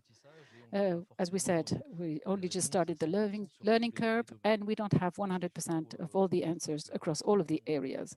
So I think that very quickly, we need to gain some stability.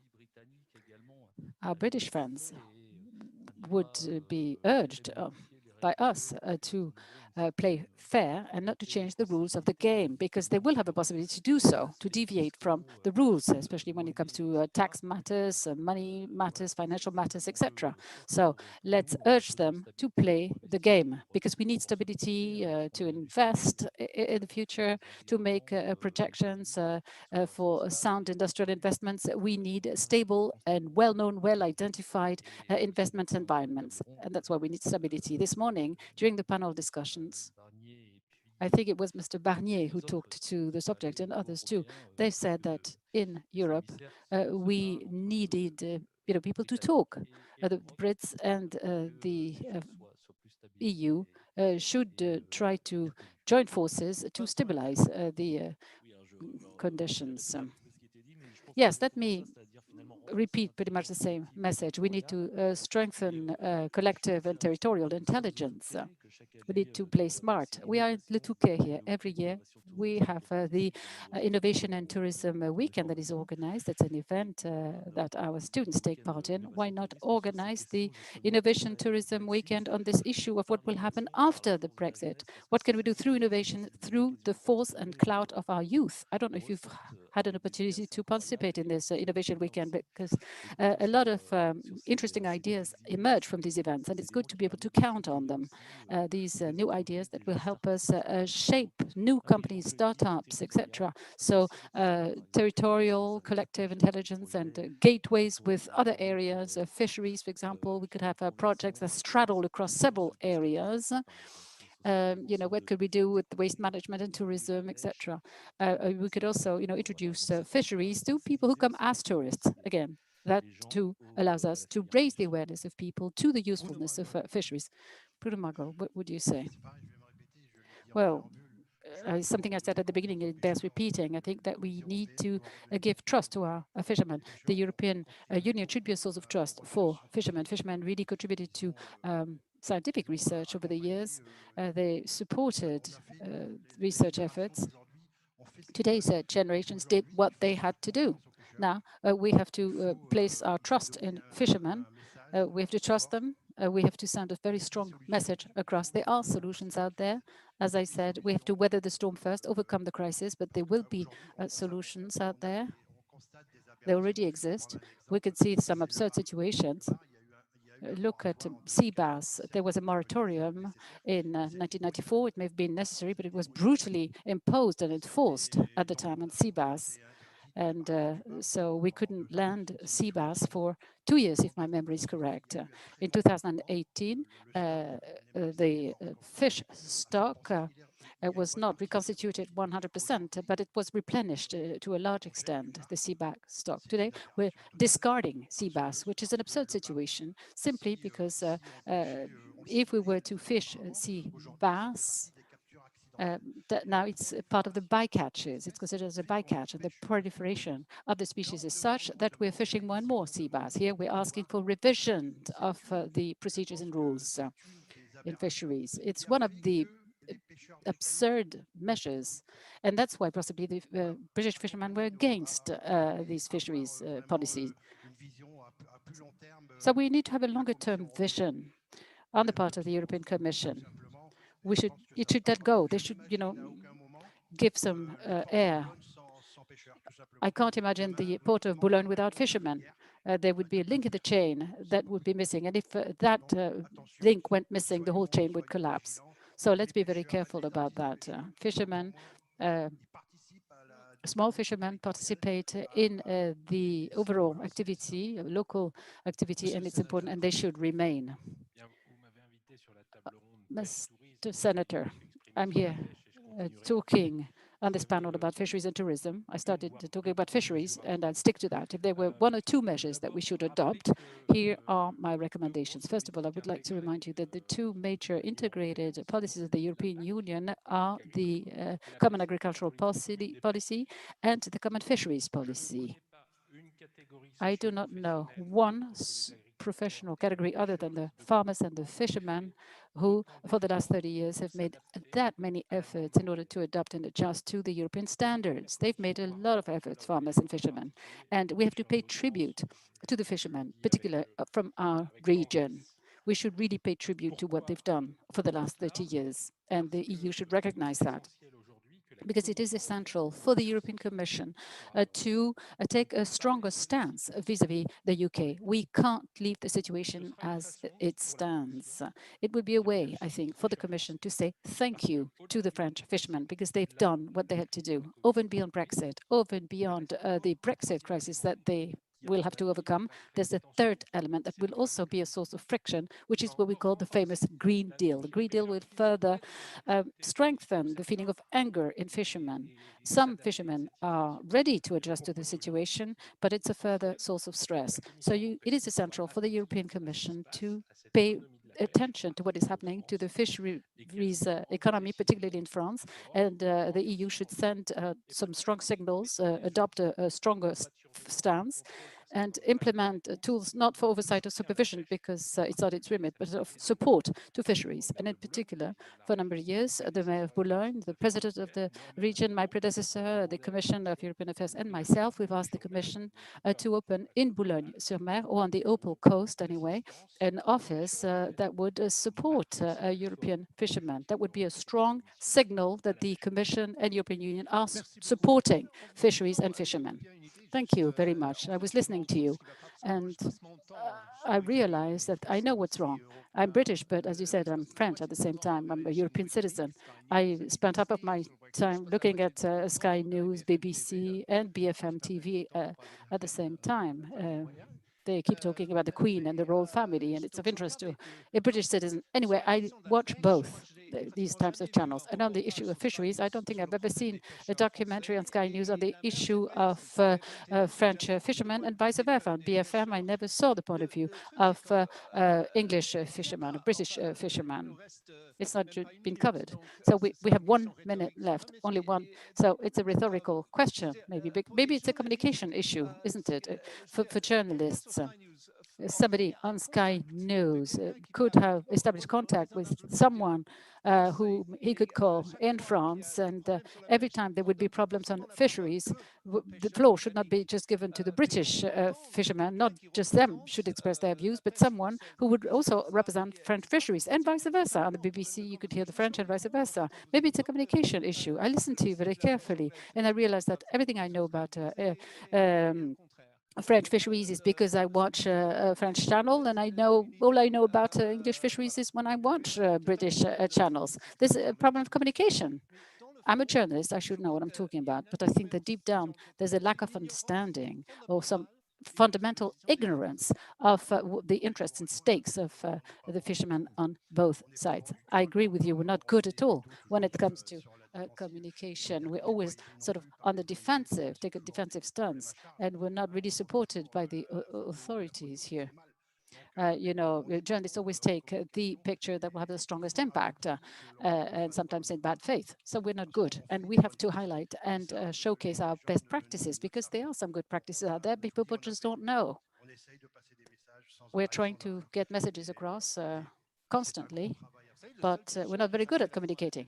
The only fisherman I saw recently on TV was this guy who wasn't wearing a shirt. We saw him a lot on Sky News, and he's the only guy we saw there, bare-chested, and it became viral. I'm not going to, you know, remove my shirt. Well, to finish the roundtable discussion, that would be quite a feat. Thank you very much. I think that our speakers and participants need a warm round of applause. Thank you for your kind suggestions and proposals. I think we've covered all the issues. Thank you, Mr. Sagna. You may now leave us. Thank you for your virtual presence. And we're right on time. We're right on time. Thank you very much, gentlemen. I'm not going to shake hands with you. You can't do that anyway.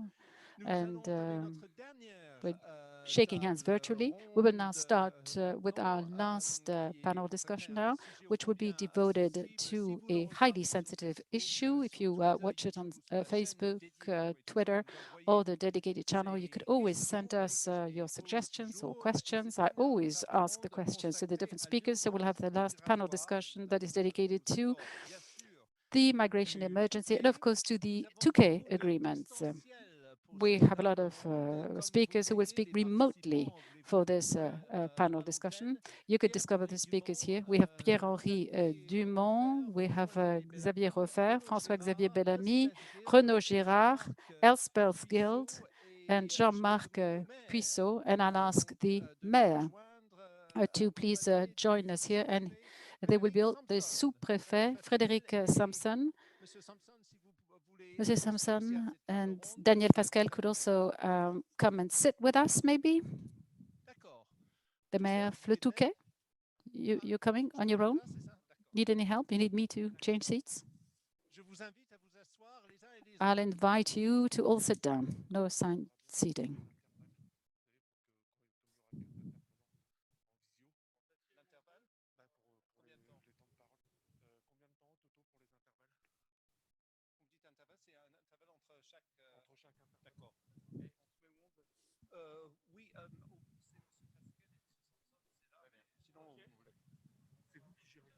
D'accord.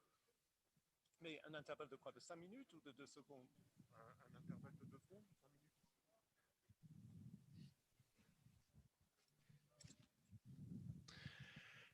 Je crois que vous êtes les deux seuls en présentiel, à part Monsieur le maire et... Only two of you here. We have Mr. Sampson and the mayor, and all the others are speaking to us and participating in this meeting remotely. Mr. Mayor, I believe that you will take part in this discussion, in this debate. Perfect. So I believe that we have the other guests remotely. Maybe we'd see their picture and names on the screen. So let me tell you who will be with us remotely, and maybe I'll call them when they have things to say, rather than having a quick roundtable discussion. François-Xavier Bellamy, who's a member of European Parliament, is with us, and we could see them. I can't see François-Xavier, but he's probably around. We have Professor Elspeth Guild. Professor Guild, you're the only lady. Thank you very much for being with us. Smiling. We also have with us Xavier Roffer. You are Xavier Roffer. You're a criminologist and essayist, crime expert. We also have with us Pierre-Henri Dumont. He's a member of Parliament for Pas-de-Calais. He's a rapporteur for the opinion on immigration, asylum, and immigration. We have with us Jean-Marc PUISSESSEAU, who's the president of the ports of Calais and Boulogne. You are with us, smiling. Yes, exactly. Yes, definitely. Me smiling. I recognized you. And Renaud Girard, you're a journalist at Le Figaro, a geopolitician, and international relations at Sciences Po. That's what you teach. Renaud Girard, you're probably the person with a wonderful ceiling above you. We'll give them a round of applause. There are, of course, a few participants in this room. We have to abide by very stringent health conditions, but there were 4,000 participants and watching us on the different platforms this morning, and where we're broadcasting this conference live in both languages. I don't know if François-Xavier Bellamy is already with us. I know him because I did a TV program with him, so I know what he looks like. He was attending the Fisheries Commission meeting yesterday, so I definitely know who he is. I don't know if you followed our discussions, but I shall ask you to take the floor for about 4 or 5 minutes each, so that we understand your basic take on the issue of the migratory emergency. Professor Hild. Which would you prefer? C'est très bien en français. Je vais commencer en français, mais après je vais. I shall start in French, but then I'll move to English. Fine. Okay. In 5 minutes, could you tell us about your position? I decided to start with you because you have a rather provocative point of view. So let's hear you. Well, thank you very much to the organizers for this kind invitation to your conference, which is most interesting so far and covering very significant issues. I have 3 points that I would like to make, and they're perfectly in line with Mr. Barnier's presentation this morning. So let me sketch out the 3 points. We need more sound. We're having a hard time hearing you here on stage. Increase the volume. C'est bien. Continuez. Merci. Parfait. Oui, ça va? C'est mieux. Can you hear me better? Yes. So as I said, my 3 points actually are in line with what was said by Mr. Barnier this morning. So 3 points. On migration and asylum issues, we've had a cooperation between the two countries since 1991 with the SAGNAD agreement. The SAGNAD agreement back in 1991 was based on the basis of the Dublin agreement that was signed in 1990. And there's a sharing of responsibilities within the European Union for asylum seekers. That's what was laid out in this agreement. So it was a great act of shared sovereignty. And on this basis of shared sovereignty for the protection of refugees, this was enshrined by the Dublin Convention, as I said. And this was also done against the backdrop of the Maastricht Agreement in 1981. Yes, I think it was signed in 1981. Anyway, according to this, we have a take on migratory issues as an issue of shared sovereignty. So immigration issues are shared sovereignty amongst the different member states of the European Union. Secondly, the vote of the Brexit on the Brexit in 2016 was a vote by the British citizens. British citizens decided to repatriate the sovereignty to England, sovereignty over these issues in England. As Mr. Barnier explained very well this morning, the Brits decided no longer to participate in this shared sovereignty scheme of the European Union. And this was amongst one of the most important considerations that led to the Brexit. So the Brits repatriated their sovereignty on this issue. And this is something that was done indeed. Third point, if British sovereignty is no longer shared sovereignty or sovereignty shared with the other member states as part of the Dublin Agreement on the migration and asylum related issues, what will happen with French sovereignty and sovereignty regarding human rights? What will happen then? If the Brits stay in France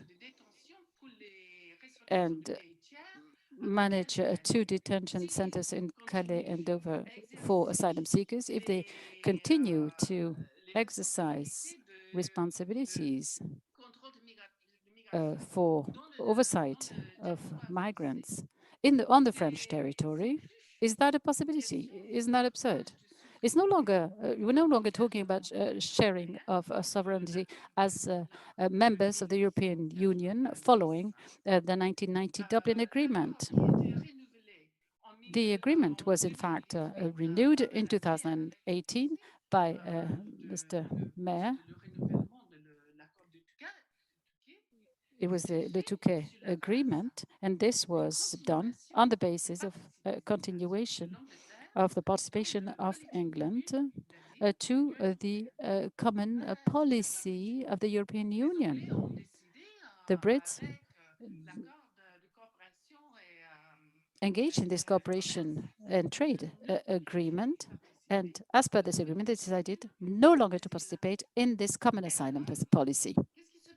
So what will happen then with this French sovereignty, which is no longer shared with Europe, with England, and the Brits now have to exercise their sovereign powers. They're British sovereign powers, but on French territory. There's a real issue here. There's a real problem. Somebody has to think about how to solve it. And it seems to me that we have a deep problem of responsibility when it comes to human rights, international law, and when it comes to issues of sovereignty. Whose sovereignty? I continued in English because I felt fairly comfortable. Well, thank you. Thank you, Elspeth. Elspeth had said that she was hesitant, wasn't sure whether she should speak French, but there was no problem understanding her. We have François-Xavier Bellamy joining us. He's a member of the European Parliament, and we worked together in the past. Welcome back, and I would like to have your take, your point of view on migration issues as part of this conference. What is your position? What is your approach? Tell us more about it. What should we change after Brexit? What should we keep? What should we change? And you have 5 minutes. Hello, Alex. Hello, everyone. I would like, first of all, to thank you for your kind invitation. I would like to thank Daniel Fasquelle, more specifically. Very sorry not to be able to physically attend the conference in LETURQUE, but I was happy and delighted to be able to share your work, particularly on this migration issue, which is fundamental. Let me say, however, that I'm not a specialist. I'm a rapporteur on the negotiation that is taking place with the UK on fisheries issues, what happened before the Brexit and what is happening now. And I now can interpret the agreement that has been signed. We have a lot of issues that we're looking into together with members of the European Parliament and the British Parliament, and this is an issue. We know that there's fisheries, but we also have migration issues, and they have something in common. They were both, migration and fisheries, crucial as part of the negotiations. We know that the public opinion was determined in favor of Brexit because of the migration issues too.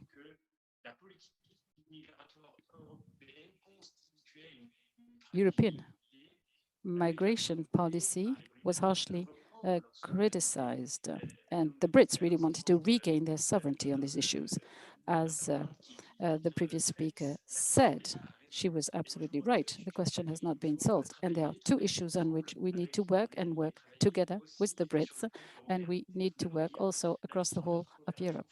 First of all, border cooperation with the Brits. That's of the major significance. We know that the current situation is not satisfactory. And we can see the tragedies that happen regularly with people crossing the channel. We also have the terrible situation of people in the Hauts-de-France. They suffer the direct impact of these migratory flows that we do not manage to control and to manage. And this is making our life and the life of a number of residents very, very difficult. The Touquet agreements were at the heart of the conversations that took place in the course of this conference. And I really think that it is very important to put these subjects back on the table to secure cooperation that will be effective. We can't be satisfied with this situation where France becomes the external service provider of the UK for the control of its borders. This situation creates a tension that could not be solved if we can't manage to set up a partnership that is fair, effective and operational. And the issue of Brexit hasn't solved anything. We could see that the migratory issue was central for public opinion at the time of the discussion today. The question has not been settled. We need to start a conversation on the issue of the renegotiation of the Touquet agreements. And this is indispensable, very much needed to be able to build a future relationship that would be as peaceful as possible. I agree with this objective, and I share this wish with Elspeth, who said something about this. We need to find some sound cooperation with the Brits. And unfortunately, the migration issue could remain a pain point, a source of misunderstanding and mistrust if we can't discuss concretely, peacefully, with a high ambition and frankness and openness. We can no longer end up in a situation where the United Kingdom outsources the management of its border. We have to have a shared responsibility around the channel. We owe it to people who are directly the victims of this migration crisis, people who are the first impacted, the victims, those who are made vulnerable by this situation, so who cross the channel and sometimes lose their lives. And we owe it also to the populations that are the most vulnerable and that are strongly hit by the continuation of this unsolved problem. The EU also has a major responsibility. I firmly believe that if the EU is not able to set up a proper response to the migrant crisis, then it might seriously damage it. The immigration crisis is not behind us, it is ahead of us, and it's only the beginning. Today, the EU does not have a migration policy that is robust enough to guarantee that people can't live in Europe without having been authorized to do so. And this is the entire issue about European sovereignty for the future. Of course, we need to continue to welcome the people who are eligible for asylum. And asylum is part of our values in Europe, but it's not the same to welcome someone who needs European help and to not know who's even moving into Europe. And today we're in this fragile situation, this dangerous situation, which is, and the whole issue is visible in the border between France and the UK. Basically, the issues in the Mediterranean are visible in Calais. We've seen a defiance of Europe in the Brexit vote. We've seen tension between the UK and France. And we've also seen an inability of Europe to manage its own borders. I think it is important to support the French Agency for Border Guards and Coast Guards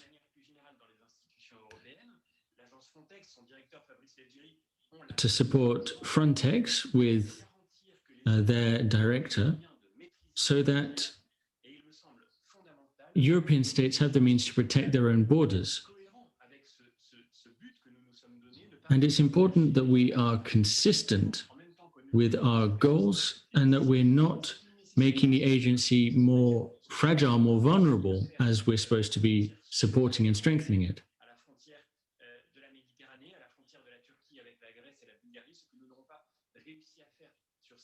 It's important that we control the external borders of Europe, the border between Greece and Turkey and the Mediterranean. And if we aren't able to control these borders, we're going to see an increase in tensions within the EU and also between the UK and the EU. And this is the challenge we're facing, and it's not just about the UK and the EU, it's a migration crisis, but I think I've already gone a bit over time. So Alex Taylor, the floor is back for you. You're always a great source of reactions on social media, and we'll get back to those in a minute. But continuing around. Xavier, you are an essay writer and a criminologist. What is your opinion on the Touquet agreements and the immigration crisis?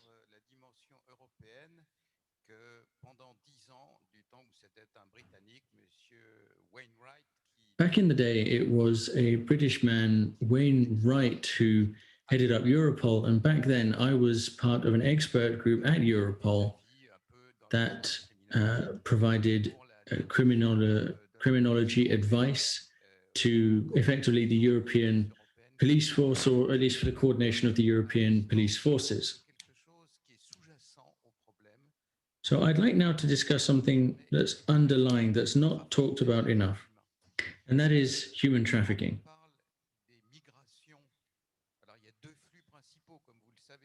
There are two main flows, as you know. There are people coming in from the Middle East, beyond Iraq and Afghanistan, come in through the Eastern Mediterranean and then get to the Greek islands. And then the larger immigration flow is from Africa, and Nigeria, Central Africa, and they cross the African country towards the north through Libya, and then they cross from Libya to Italy.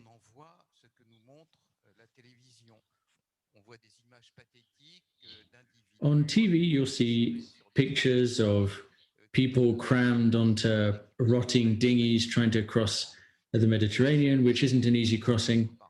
And we know how many people die at sea every month. We're talking 2,000 per year. We also see images of the camps that they get crammed into when they arrive in Europe, and then we don't know what happens after that.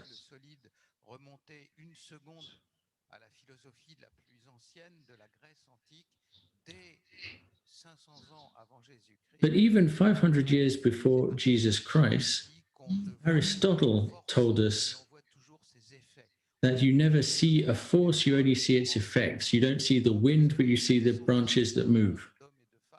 So there are hundreds of millions of men, women, and children often leaving from somewhere and going somewhere else. And those of them who arrive in Europe and who end up in northern France to the border where we are today,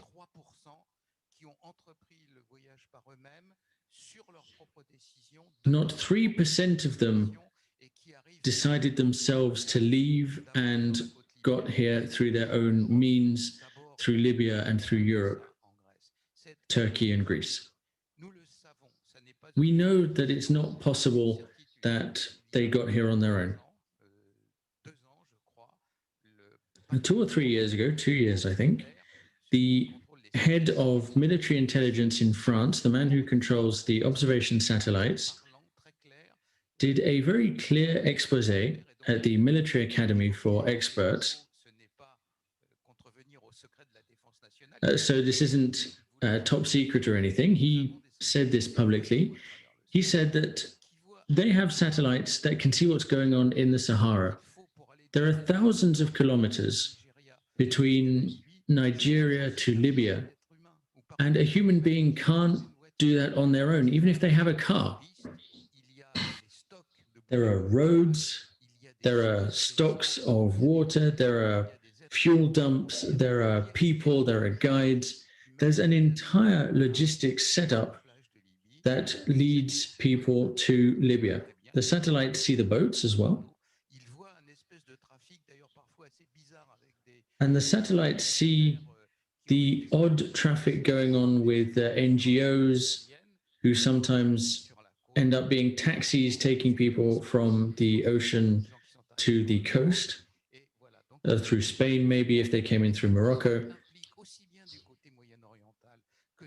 And this is true of the African flows and the Middle Eastern flows. And these people are some of the most dangerous criminals on the planet.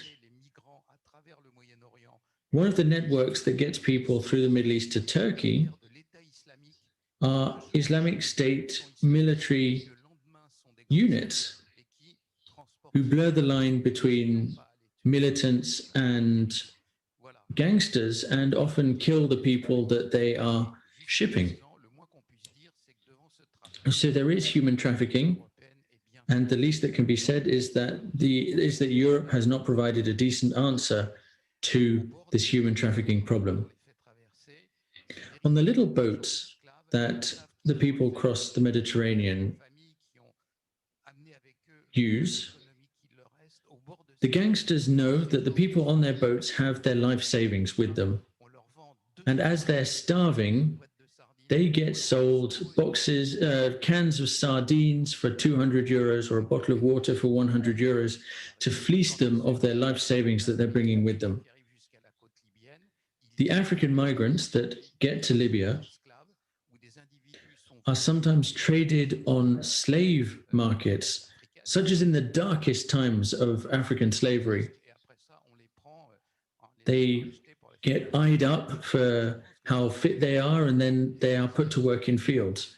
I think that the human trafficking component of this is not being taken into account as it should be, the criminal side of human trafficking. The people who get all the way to us, where we are today, are mostly 95% of them are the victims of modern-day human trafficking, and that is how the European Union should see them. Just a question, who's not taking the criminal side of this serious enough? Yes, the European Union. Europol does not have the means to address the issue. This is a political issue, and there's no political will.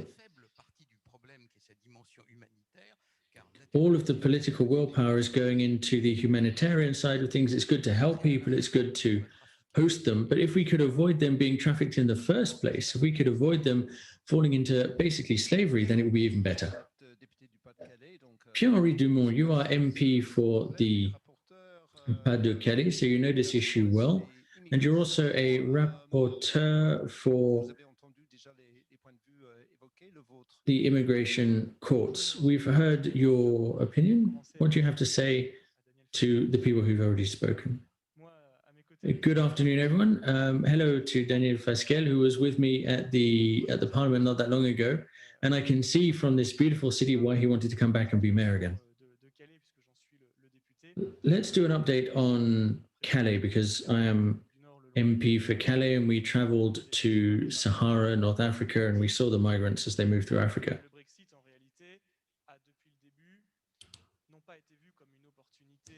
From the get-go, Brexit was not an opportunity to renegotiate agreements such as the Touquet Agreement.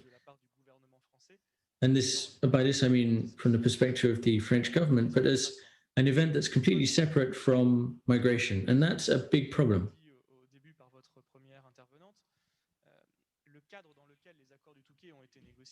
Your first speaker mentioned that the Touquet agreements were negotiated when the UK was part of the EU, with some rules that would be applicable, such as the Dublin Convention.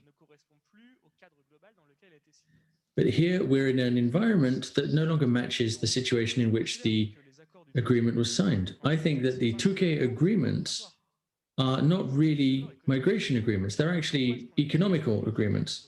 The reason why the SAGNAD protocol was created and the Touquet agreements were signed were to guarantee the fluidity of traffic through Calais and through the tunnel.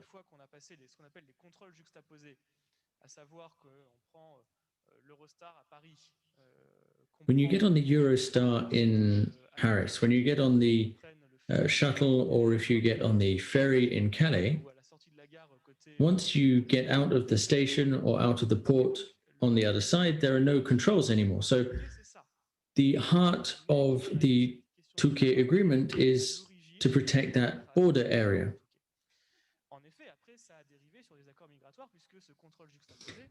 That then led to migration agreements, because the border controls led to border agents and police forces, with French police on the British side and vice versa.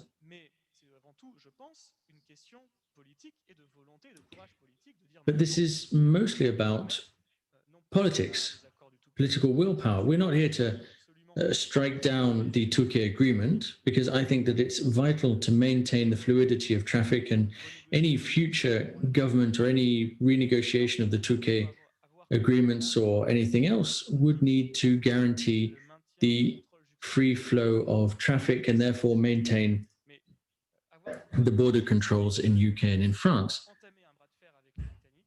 But we do need to be bold enough to make the British understand how their responsibility on the migration crisis. No agreement could change the fact that the UK is an island, which simply makes it much easier to get to France from Africa or the Middle East. It makes it much easier to travel through land countries than it is to travel the British Channel, which is the second most dense sea Detroit in the world in terms of traffic. So if someone arrives in Calais and wants to cross over to the UK, that's because they believe that a better life is waiting for them over there. somebody from Sudan already speaks the UK, already speaks English. They know that there's a Sudanese community over there that they could join, or an Eritrean community that they could join, and we don't really have those communities here in France. They think that their life will be better, and they think that not being that the more lax labor laws and fewer ID controls would be better for them. No, it's not so much fewer ID controls, it's that British people don't have an ID card. They only have passports for when they travel abroad. British people do not need to bring ID even when they vote.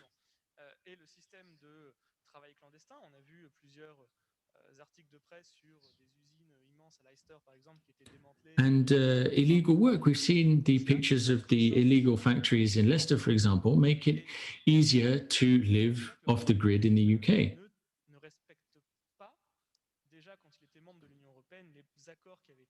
And even when the UK was part of the EU, they didn't comply with the Dublin Accord, and they're even less likely to do now because it's no longer binding. And I think that the UK needs to take its responsibility.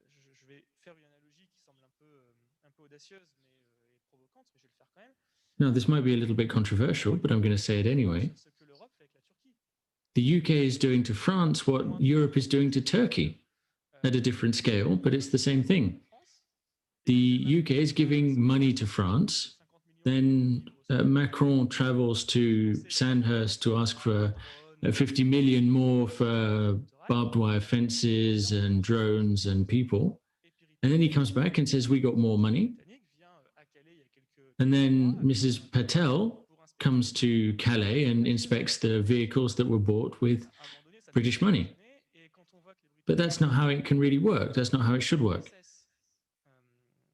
When you look at the fact that the UK processes 5 times less asylum applications than France, that's something, yes, that's something that people don't realize. As a British person myself, a French person can't really say this, but the British tend to think that everyone wants to go to England. Everyone wants to get over, and you'll read that in British papers, and the British believe that everyone is climbing over themselves to travel to the UK. But what they don't realize is that there are many more applications for asylum in France than in the UK.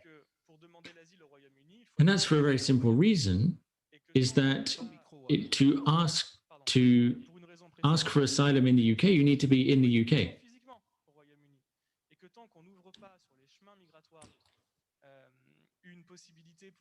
And so long as we don't allow people to request asylum in the UK in embassies or elsewhere, then they're still going to be victims of the human traffickers, and they're going to be part of the dozens of bodies that we fish out of the channel.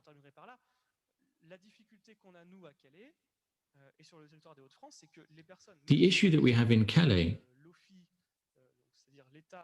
is that even if we go and see them and ask them to ask for asylum in France, they don't want to, because they would rather live off the grid in the UK than ask for asylum in France.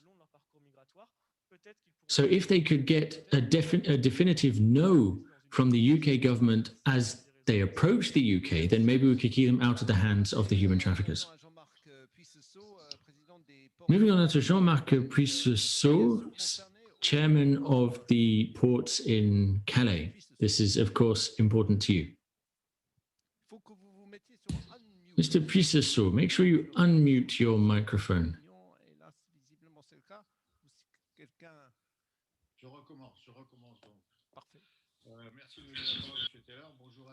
Okay, from the top again. Good afternoon, everyone. As you just said, I am the chairman of the Boulogne and Calais ports, and I would like to thank the French state, Ministries for Culture and the border guards for having maintained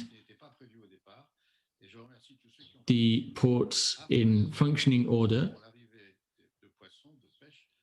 to help unload fish regularly in the Boulogne port and to keep things flowing normally. So that's first of all.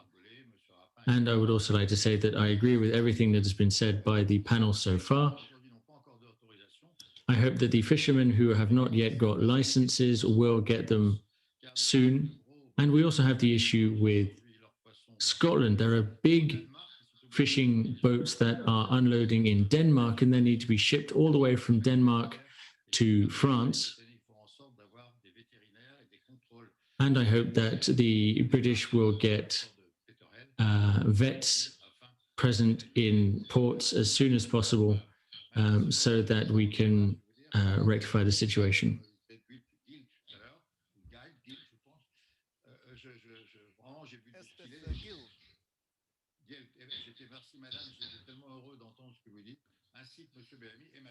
And also, the lady who spoke earlier and everyone else, I completely agree with you on the human side of things.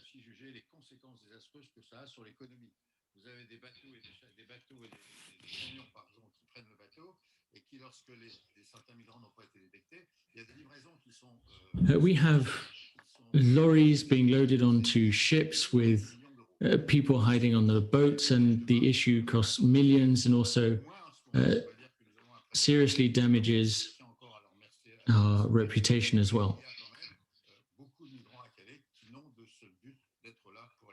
There are lots of migrants in Calais who are only there to get over to the UK. And we are victims of the Touquet Agreement.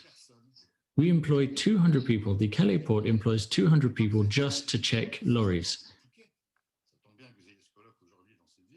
And I'm glad that you're holding this in Touquet, because the Touquet agreements require us to check every HGV that leaves Calais. It's true that the British have spent money to put horrible fences or hedges or whatever along the motorway.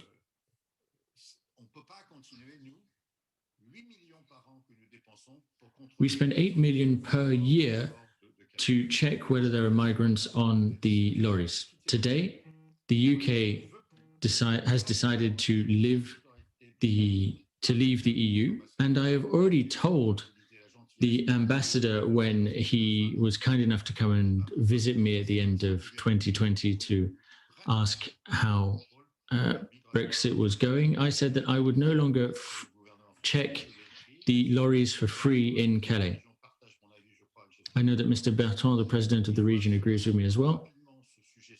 It is vital that this issue be addressed quickly, because I will no longer spend 8 million per year to do Boris Johnson's work, who now has taken over his border again. Well, he should take over the British border in Calais. And if we are doing his work, then he should pay us for it. I'm not going to say that we're going to stop checking the lorries on the 1st of May, but if we don't get any reaction from Paris or from London, any indication that they're going to look at how much this is costing, then things are going to change. And I think that we are likely to stop checking the lorries in Calais, with whatever consequences that may lead to. And I'll take responsibility for that. We need to look at the migration situation. Well, that was 5 minutes, a very interesting 5 minutes. I wish that I was recording that. I would have retweeted it immediately. I think many people in the UK would have been interested in that. Well, I hope that you will take up this message, and listening to this round table, it seems that I'm not the only one to think this. And when I discuss this with the ambassador,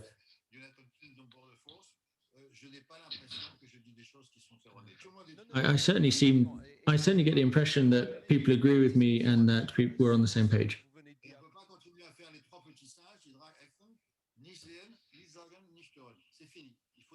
And we're not here to see no evil, hear no evil, and speak no evil.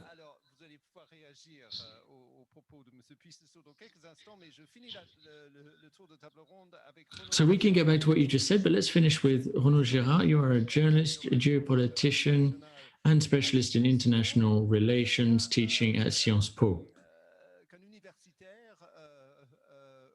It's fantastic that we have someone from an academic circle to rack up this round table. What do you have to say on what you heard up until now? Well, I'm not an academic per se. I'm more a journalist before I am an academic. I work for the Figaro newspaper, and I've worked a lot on a lot of the wars that occur in the regions that we've already mentioned. Been working on the migrant crisis for 35 years. Every Tuesday, I write the international column in the Figaro. And last Tuesday, I talked about the new alliance between Iran and China. But yes, on top of that, I do also teach a class on international strategy to the young students at the Political Science Institute in Paris. I would like to thank the mayor of Touquet for having invited me to this symposium, and I've already learned a lot listening to you all. I don't live in your region. I'm from Paris, but I certainly feel a lot of solidarity with the chaos that has befallen the beautiful region in the north of France. I've been there many times. I know Touquet well, and Calais as well in its region. And the people in the north of France are in no way responsible for what happened to them, is happening to them, and may well continue to happen. It's the consequence of mismanagement at an international level and national level of the border issues even.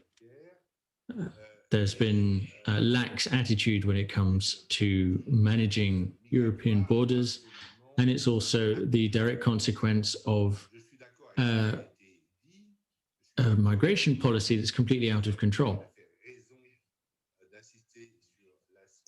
Xavier Lefebvre was truly correct in bringing up the human trafficking aspect of the migration crisis, which is terrible. But there's also another consequence of human trafficking, which is that the people who are traveling away are the people who are in the best health and who have the most proactive attitude, so to speak, because to undertake traveling to Europe, you need to pay a lot of money, you need to have a lot of energy. Only the very last bit is done by NGOs taking people from the ocean to the coast. But getting to the Libyan coast and getting onto a dinghy can cost between 3,000 to 4,000 euros. You've got entire families pooling their money. Mainly it's young men. There are women and children as well, but most of them are young men. And they then travel to what they hope will be a European El Dorado. And it's not the poorest people who are making the crossing. We're talking about people who were able to scrounge together that significant amount of money to begin with.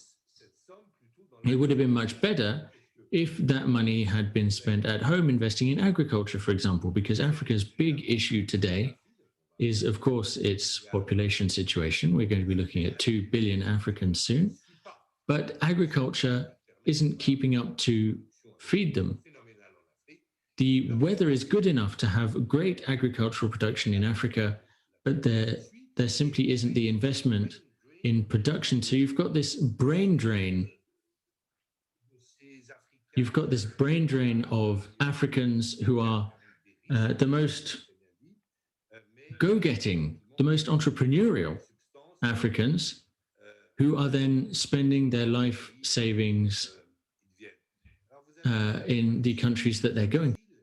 You also mentioned the asylum right. What is that? Well, that was invented by the French Revolution.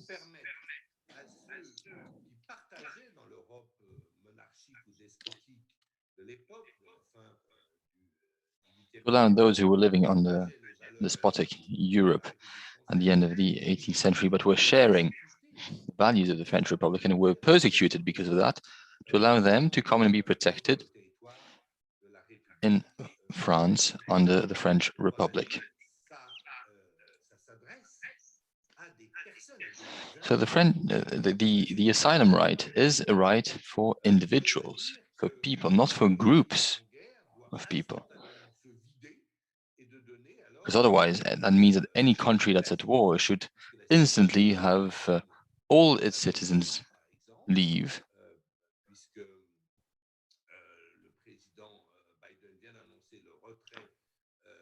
And now we just heard that President Biden announced the withdrawal of the American troops from Afghanistan.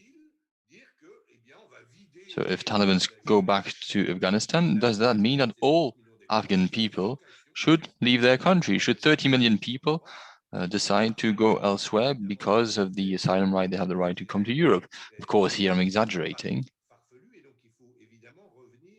And this would be preposterous. So we need an individual asylum right. And also political asylum right for those who share Europe's values or French values at the time.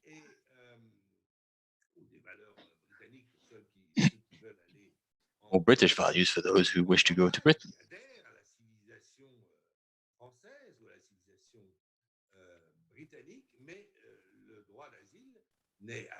But the asylum right is definitely not an economic right.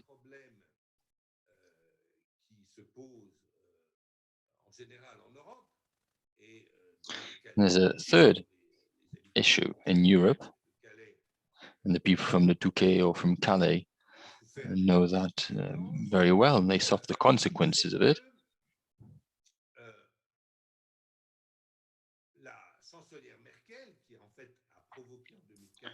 Chancellor Merkel in 2015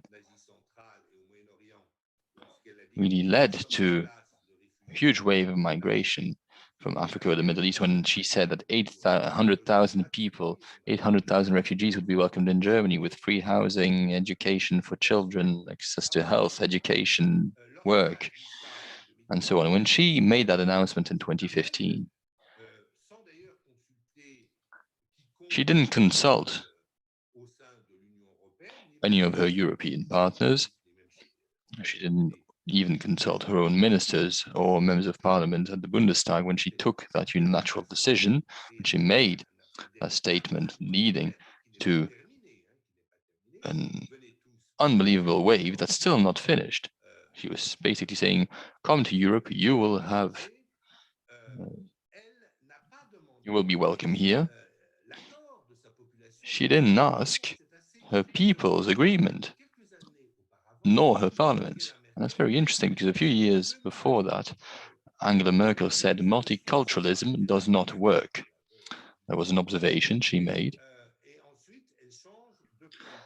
And then she decided to change her policy completely, decided to pivot without consulting anyone, and we all know the consequences of that. Now, some people may want, and in France, for instance, there are people, and there are newspapers as well, who do support multicultural societies and who do want multiculturalism, but that's not everyone. And the point of democracy is to have everyone. Sorry, need to interrupt you there. Thank you for your introduction. Sorry, but we are not going to have Elspeth anymore with us in 5 minutes time, so I need to give her the floor. Sorry, if I just may finish my sentence. When you live in a democracy, the citizens should have the right to pick the type of society they want. Do they want multiculturalism or not? And we have had referendums on plenty of topics in France and the UK, referendums on different topics, but never on multiculturalism, to ask whether the people in Hauts-de-France, for example, what kind of society they want to live in. And that should be really the bare minimum of democracy. Elspeth, I know you have to leave in a few minutes. So I'd like to hear you, first of all, because you're the only woman, but because you're also the only Brit, apart from me. So what's your reaction to what Mr. PUISSESSEAU said? I'll try and say it in a nutshell. Why do the French deal with this? Why do they not just say, let the Brits deal with it? It's not our problem anymore. Why should we, French taxpayers, pay to protect our borders? To protect Boris Johnson's borders, even. Sorry, that's not exactly what I said. We are paying 8 million euros for the operational account of the harbour. 8 million euros in costs of the harbour, not of the taxpayers. 4 checks for the UK. In 3 weeks, we'll have a new harbour that will be finished. That's the main maritime job of the last year. 700 million euros in works. And 8 million in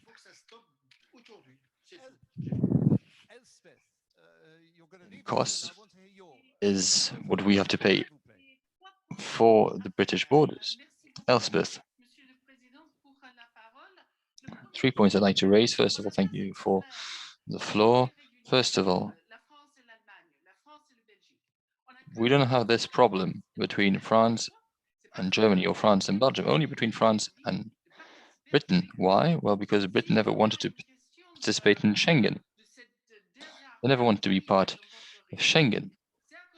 So if we have this terrible situation of disarray between regions, it is because of the Schengen situation. We don't have that in Strasbourg. According to the last Frontex report, over 300 million people crossed the external border of the EU every year. Is that normal? It's a bit lower in 2020 because of COVID-19, but 300 million people enter the EU every year. How many people arrive illegally, according to Frontex? 200,000.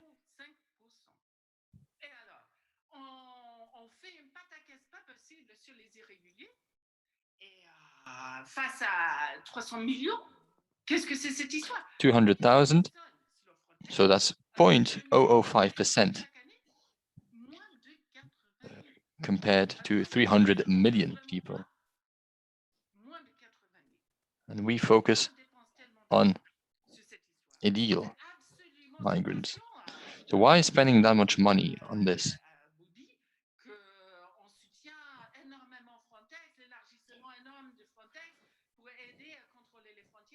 Qu'est-ce que ça veut dire?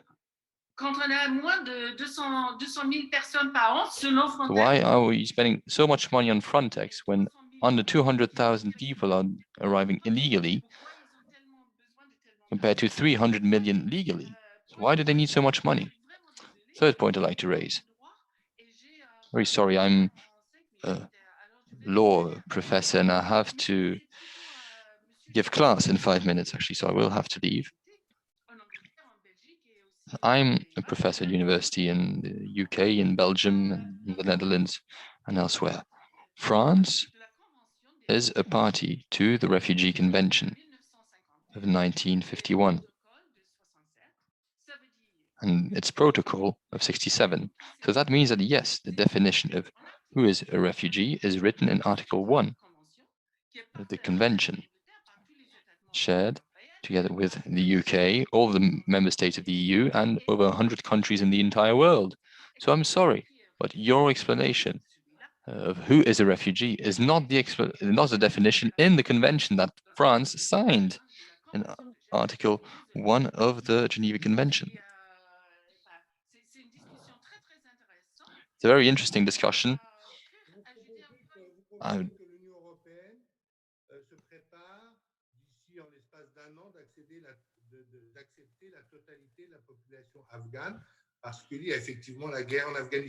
So would you agree for the EU to welcome the entire Afghan population because there's a war in Afghanistan? Is that your position? Well, that's a question that doesn't even deserve an answer because the entire population of Afghanistan is not going to come to Europe. Most Afghan refugees are in Pakistan and in Iran. And if you checked the UNHCR statistics, it's very clear. It's clearly stated.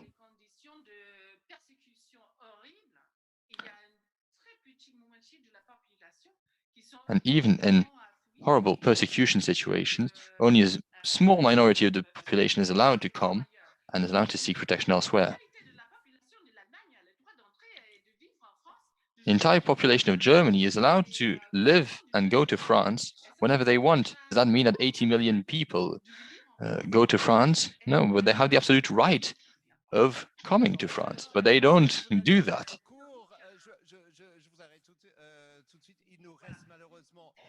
Sorry, I know you have to join your class. Yes, I do apologize. I have to leave. I have to interrupt you all anyway.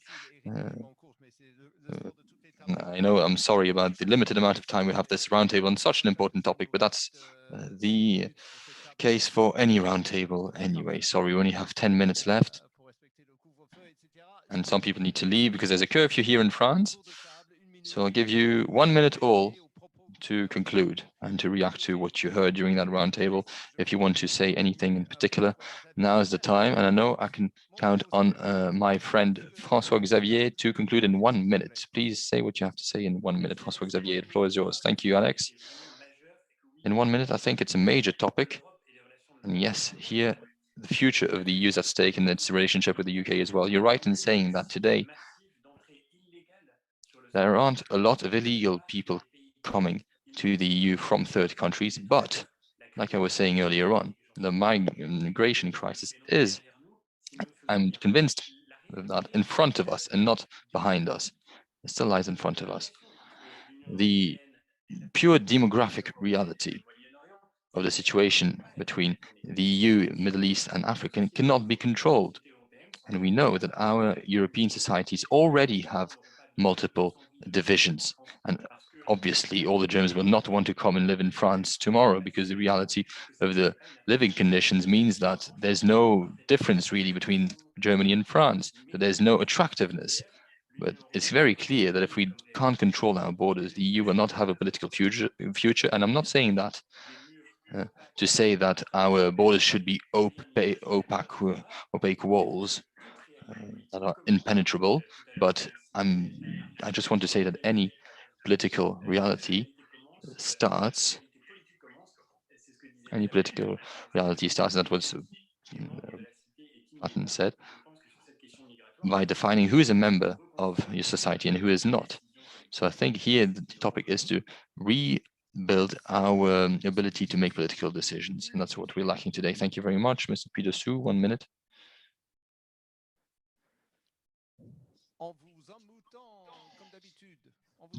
Please unmute your microphone because we cannot hear you. Yes, sorry. I'm used to muting my microphone to make sure that there's no interferences. Anyway, I'd just like to say that I hope that what I said is not going to disappear into the void at the end of this seminar. I thank you for this discussion. It was a very interesting discussion. I hope the political representatives present here today will address this topic.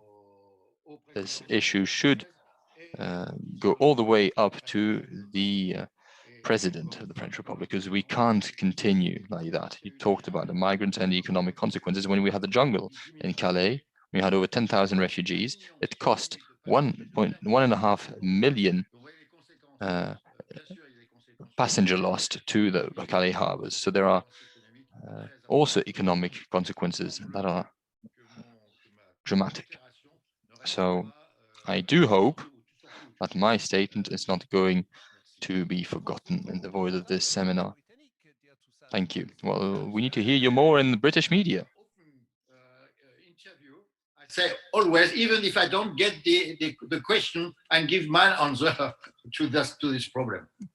Merci beaucoup. Renaud Girard, désolé, mais 1 minute. Thank you very much, Renaud Girard. Sorry, but 1 minute.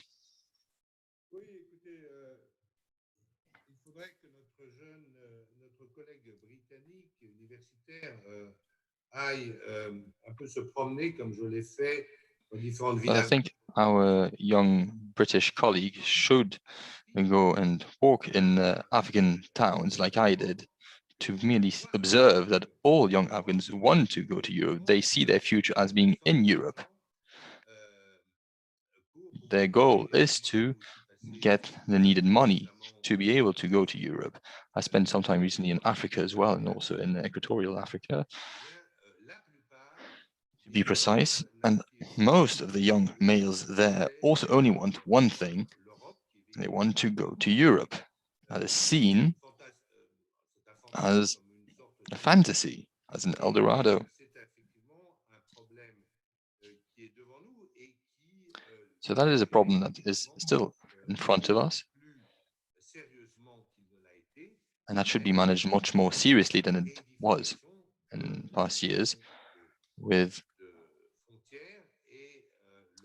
clear borders once more and compliance with the law, because people still have the right to say how they want to live and who is allowed to go live with them and who is not.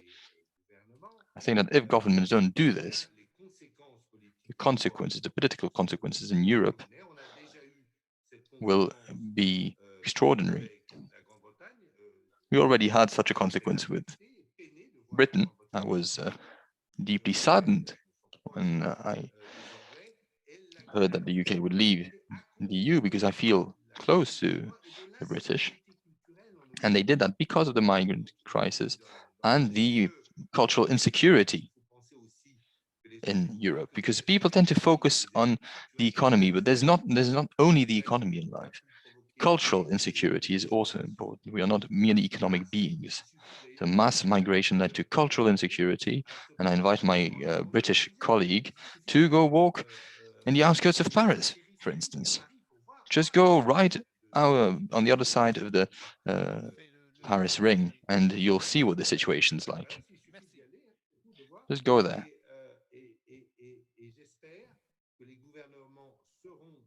And I hope governments will address this issue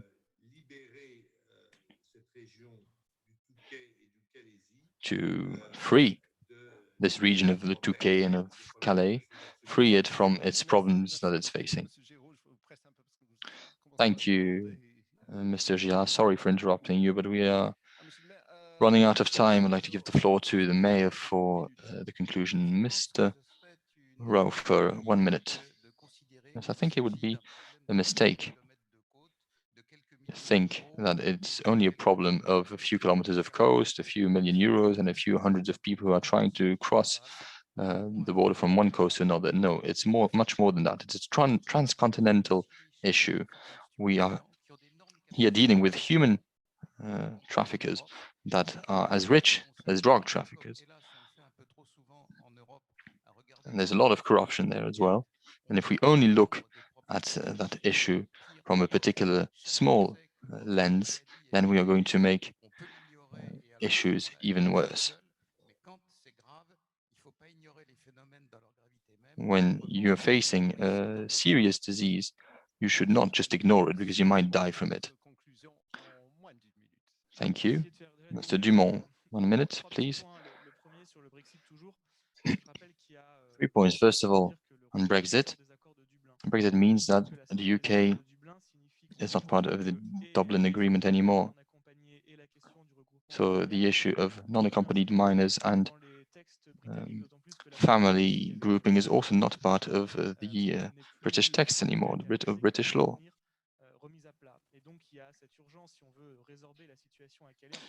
So if we want to solve the issue in Calais, especially for the young people, we need to find new legislation in Britain to re-implement those two questions. Then there's also Frontex. So Xavier Bellamy mentioned Frontex earlier on. European Coast Guard Agency. I think that if Frontex exists and is strengthened, we need them to be present in Calais as well, because we are now a border, an external border of the EU. So Frontex should also protect those people from the human traffickers networks. And third point, what happens if we decide to not control the borders anymore? Well, I think 3 things would happen. First of all, attractiveness would attract a lot of people. If there are not any checks in the Calais border, for instance, in the Calais harbor, for instance, we know that much more people will go there because of the human traffickers networks. Second of all, follow what Pierre Patel said, we'll have the pushback strategy in the UK, just as there is in Australia. And in the summer of 2020, the British minister wanted the Royal Navy to be deployed in the Channel. So we need, of course, to avoid that situation. There was also a question of wave-building machines at some point in a strange report. And the third issue that's raised is to know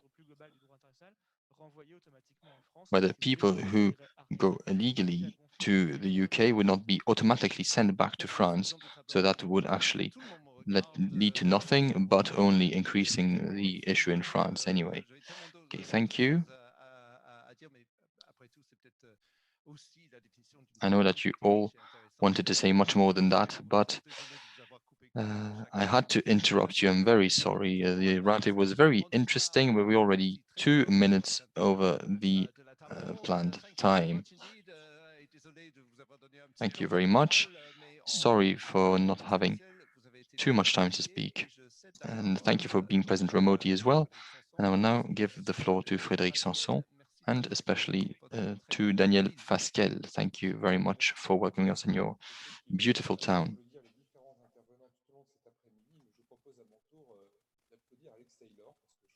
I'd like to give a round of applause to Alex Taylor because he really moderated the debate very well. Thank you, dear Alex. I'd like to thank all speakers and say that this seminar is a great success. We had several thousands of people following this conference, 4,500 this morning to be precise, and so I think in the entire day we will have had over 10,000 people watching. And of course, this conference will also be watchable on replay on our Facebook page or elsewhere. So this seminar will still be live after today.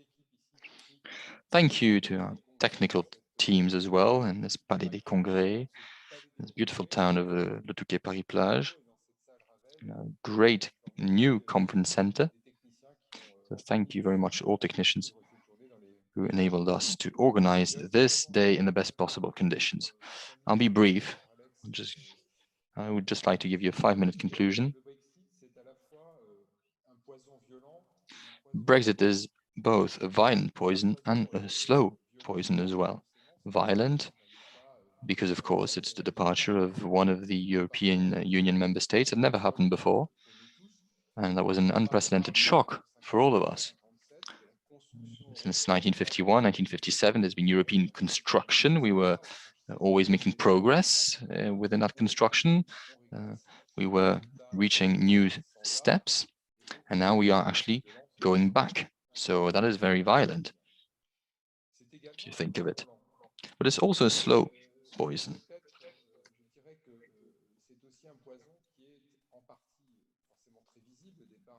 It's a poison that's partly very visible because of the departure of a state, but it's also invisible.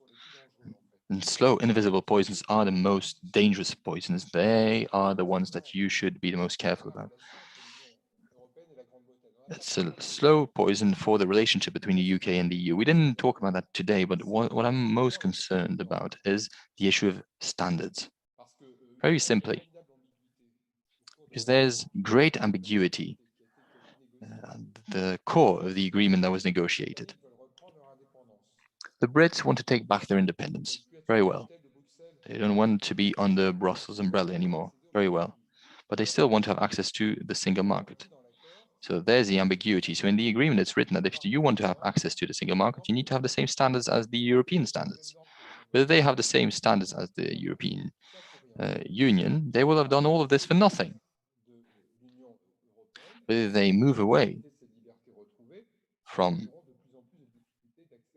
European standards, they will struggle to have access to the single market. If they choose that path, I think it will be very complicated for the good relationships between the UK and the EU in the future, because the EU will have to react. It will have to implement barriers obstacles to the access of British products in the single market. So that will be the starting point of a relationship that's going to worsen slowly between the EU and the UK. It's also a slow poison for the EU, though, not only for the UK. I really was shocked by the fact that we didn't fight to keep the UK in. Why did the Europeans not take the initiative? Why did they not go to London to try and find solutions with the Brits? We were just looking at this departure and without doing anything to prevent it. And after the departure as well, I'm struck by the fact that there's no reaction. It's a terrible failure for the EU, and no one is doing anything. Did we sit around a table? Did we challenge ourselves? Did we think we're going to do things differently? No. No one is thinking about a new treaty. Even though we've had a lot of treaties in the history of the EU construction. So it's also a slow poison for the EU. It's very clear regarding vaccines. The Brits act in a much brisker way. We were slower, and now we're thinking, actually, weren't the Brits right? So this poison now is already present in people's heads, in people's spirits, and it might undermine the EU. So that's why I'm very concerned by this. So in the face of poison, you need an antidote. Several antidotes. The daylight today might be one of them. And I'd say that there are two kinds of antidotes. I'm not going to elaborate on them, but we need a lot of goodwill, a lot of dialogue, a lot of exchanges. Xavier Bertrand said it this morning, he was completely right. We shouldn't try to punish the Brits because they decided to leave the EU. We shouldn't try to make the UK fail either, to demonstrate that they should have stayed within the EU. No, I think we should be responsible, we should have dignity in the EU, and we should maintain a productive dialogue with our British friends like we did today to try and find solutions to all problems. The fishery issue is a main problem. We've heard it today. We need to solve it quickly because otherwise it's going to poison our relationships even further. The migration issue is also a major problem that's on the table and that we need to solve. We need to talk amongst ourselves. We need to handle issues one after another. I mean, to solve them one after another without letting them worsen. I think that's the first antidote: dialogue, discussion, exchanges. Even though the Brits are not part of the European Council table anymore, we need to keep working together and discuss with them. So that means that all people of goodwill should try and help build this relationship. And modestly here in the Touquet Paris Plage, the most British of the French sea resorts, we are trying to do that. This resort was built by French, but it really evolved to try and welcome a lot of Brits. So all of us need to try and act, to try and work to maintain this agreement, maintain these relationships. I said this morning that I would like a new entente cordiale between the UK and the EU. Furthermore, we also need to think urgently about the future of the EU. We can't just leave things as they are. Michel Barnier knows these topics by heart. He defined 6 priorities. He conveyed proposals. I am an academic, so the idea of having European universities is an idea that I like. He also formulated other proposals that should be studied. Others should also make proposals. France is going to chair the EU next year, will be the presidency of the EU next year. So we need to play our role during that presidency. We should really think about the future of the European Union.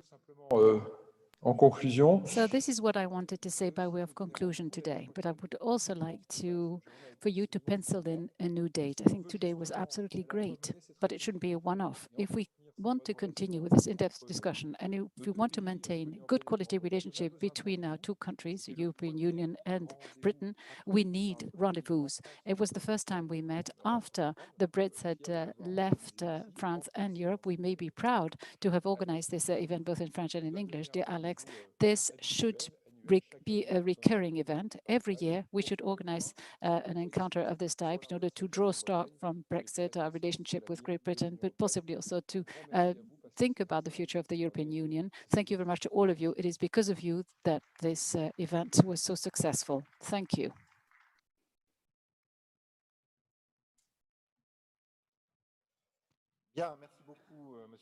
Well, thank you very much, Mr. Mayor. I took notes in the course of the day. I listened very carefully to the excellent contributions to the discussion that were made one after the other, and there were many throughout today. And you're right, from this beautiful city of LETURQUE, I mean, we have a vantage point to observe what has become and will become of Brexit. We're not in Calais, we're not in Boulogne, we're not in Paris, we're in LETURQUE. In the Pas-de-Calais, this issue of Brexit takes on a very concrete dimension when we talk about the customs checks and controls at borders, when we talk about the health checks for us in the Pas-de-Calais region. This means that there are long files of trucks waiting to cross the channel, or waiting for boats in the Calais port. When we talk about the migrants, we actually see them.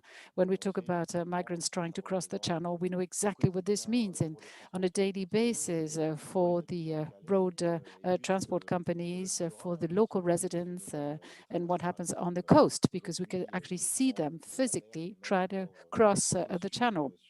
They go all the way down to Berck and even further south, all the way to Dieppe to attempt the crossing.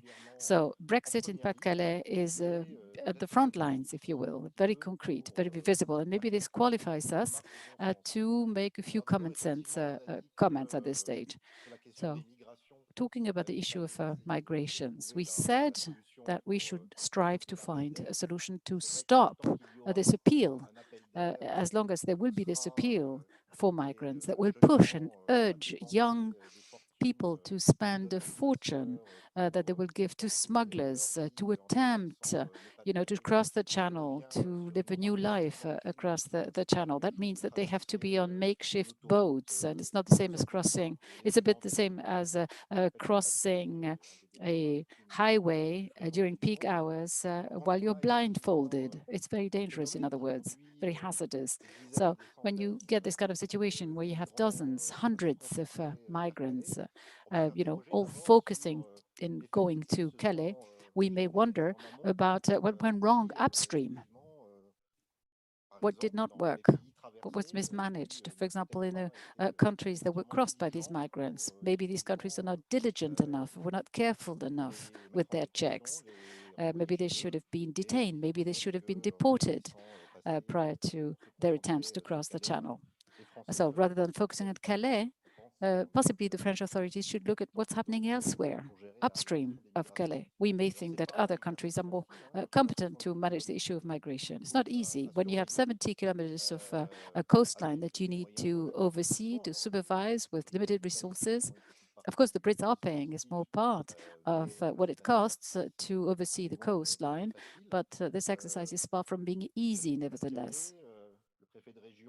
The prefect in the Pas-de-Calais, the regional prefect, the home minister, everybody is up in arms to try to find the magic formula, or rather a formula that is as effective as possible, to make sure that as much as we can, we could fulfill, discharge our responsibility that's been entrusted to us as per the Touquet agreements, as long as the Touquet agreement is still operational. Let's remind ourselves that we're not all that bad. We keep, saying that there's too much red tape and that the French administration has failed so many times. But let's remember that this issue of the channel crossings that has been going on for the last 2 years, the reason why there's a development of this trend is because we were very effective when it comes to checking trucks at the entrance entrance of the tunnel and at the ports. And this is what led the smugglers' networks to actually move further afield and to try to make other arrangements to organize these crossings. So we have to get organized to be ever more effective.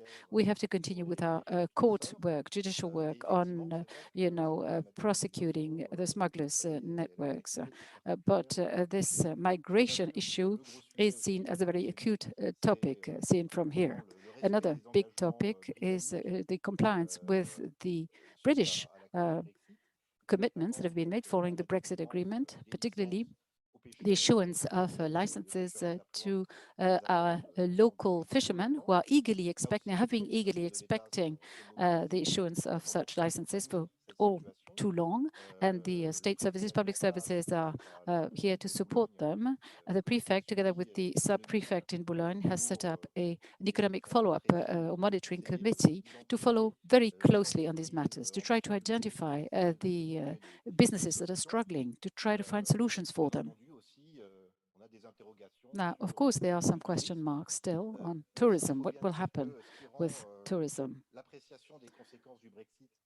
Looking into the consequences of Brexit, it's very difficult to assess them. What makes it difficult is that Brexit took place upstream or in the middle of a public health crisis that all in itself has incredible impacts on the normal functioning of our economies. And it is very difficult now to say, okay, the Brits are no longer coming to the Opal coast and haven't been coming since last summer. Well, we know that this is first and foremost a consequence of the public health crisis. So we need to get out of the crisis before we make a sound assessment of the impact due to Brexit, as opposed to the health crisis, on British tourism on our coasts. Few words of conclusion possibly now. Let us go back to this particular tie that binds the Opal coast and particularly our local area with our British friends. This morning and in the afternoon, we talked about the Azincourt battle, where Field Marshal Haig, and we're going to erect its statue on the Grand Place of Montreuil-sur-Mer, on the major square. And there are two other historical figures that I would like to talk about that show the sheer complexity of the relationship that exists between France and the UK and has existed. We have Robert d'Artois and Sean Connery. Sean Connery, first of all. This is not a very known fact. It's the Westminster Hotel in LETURQUE that Sean Connery signed the contract that committed him with the Macaulay Society, and that led him to shoot 5 or 6 James Bond movies later on. Well, he signed that professional agreement in France. So for the British identity, for the British citizens and for the Scottish citizens, this was quite a turning point. And it happened here, right opposite in the hotel in LETURQUE. The second personality is Robert d'Artois, the Red Count, or the Red Prince rather, that destroyed the Mao d'Artois castle near here. And he was hardly rewarded for his feat by the King of France. His idea was to come and offer the crown of France to King Edward III, which then later on led us to a war that lasted for 117 years between France and England. And this is a war that we have kept some kind of atavism, possibly something that could be reactivated, some long-term impact of this war. So we do have this complex relationship with the Brits. At the same time, in the Pas de Calais, all of these issues are very concrete questions that are very visible, that we try to grapple with in a very pragmatic fashion, in a very hands-on manner. And there are decisions that could be made at other levels too, not just locally, talking about shaping the future relations. What about the future of the Touquet agreement? What will happen to it? We didn't talk about the defense technology, and that was one of the major aspects included in the Touquet agreement. Again, major cooperation areas that have existed in the past between France and the UK at the time when the UK was still a member state of the European Union. Well, a conference like this one allows us to put all these subjects again on the table, to highlight and identify drivers for future action It was a great pleasure anyway for me to follow this conference with you, and I will report on all the interesting insights that were exchanged to whoever it might concern. Thank you very much.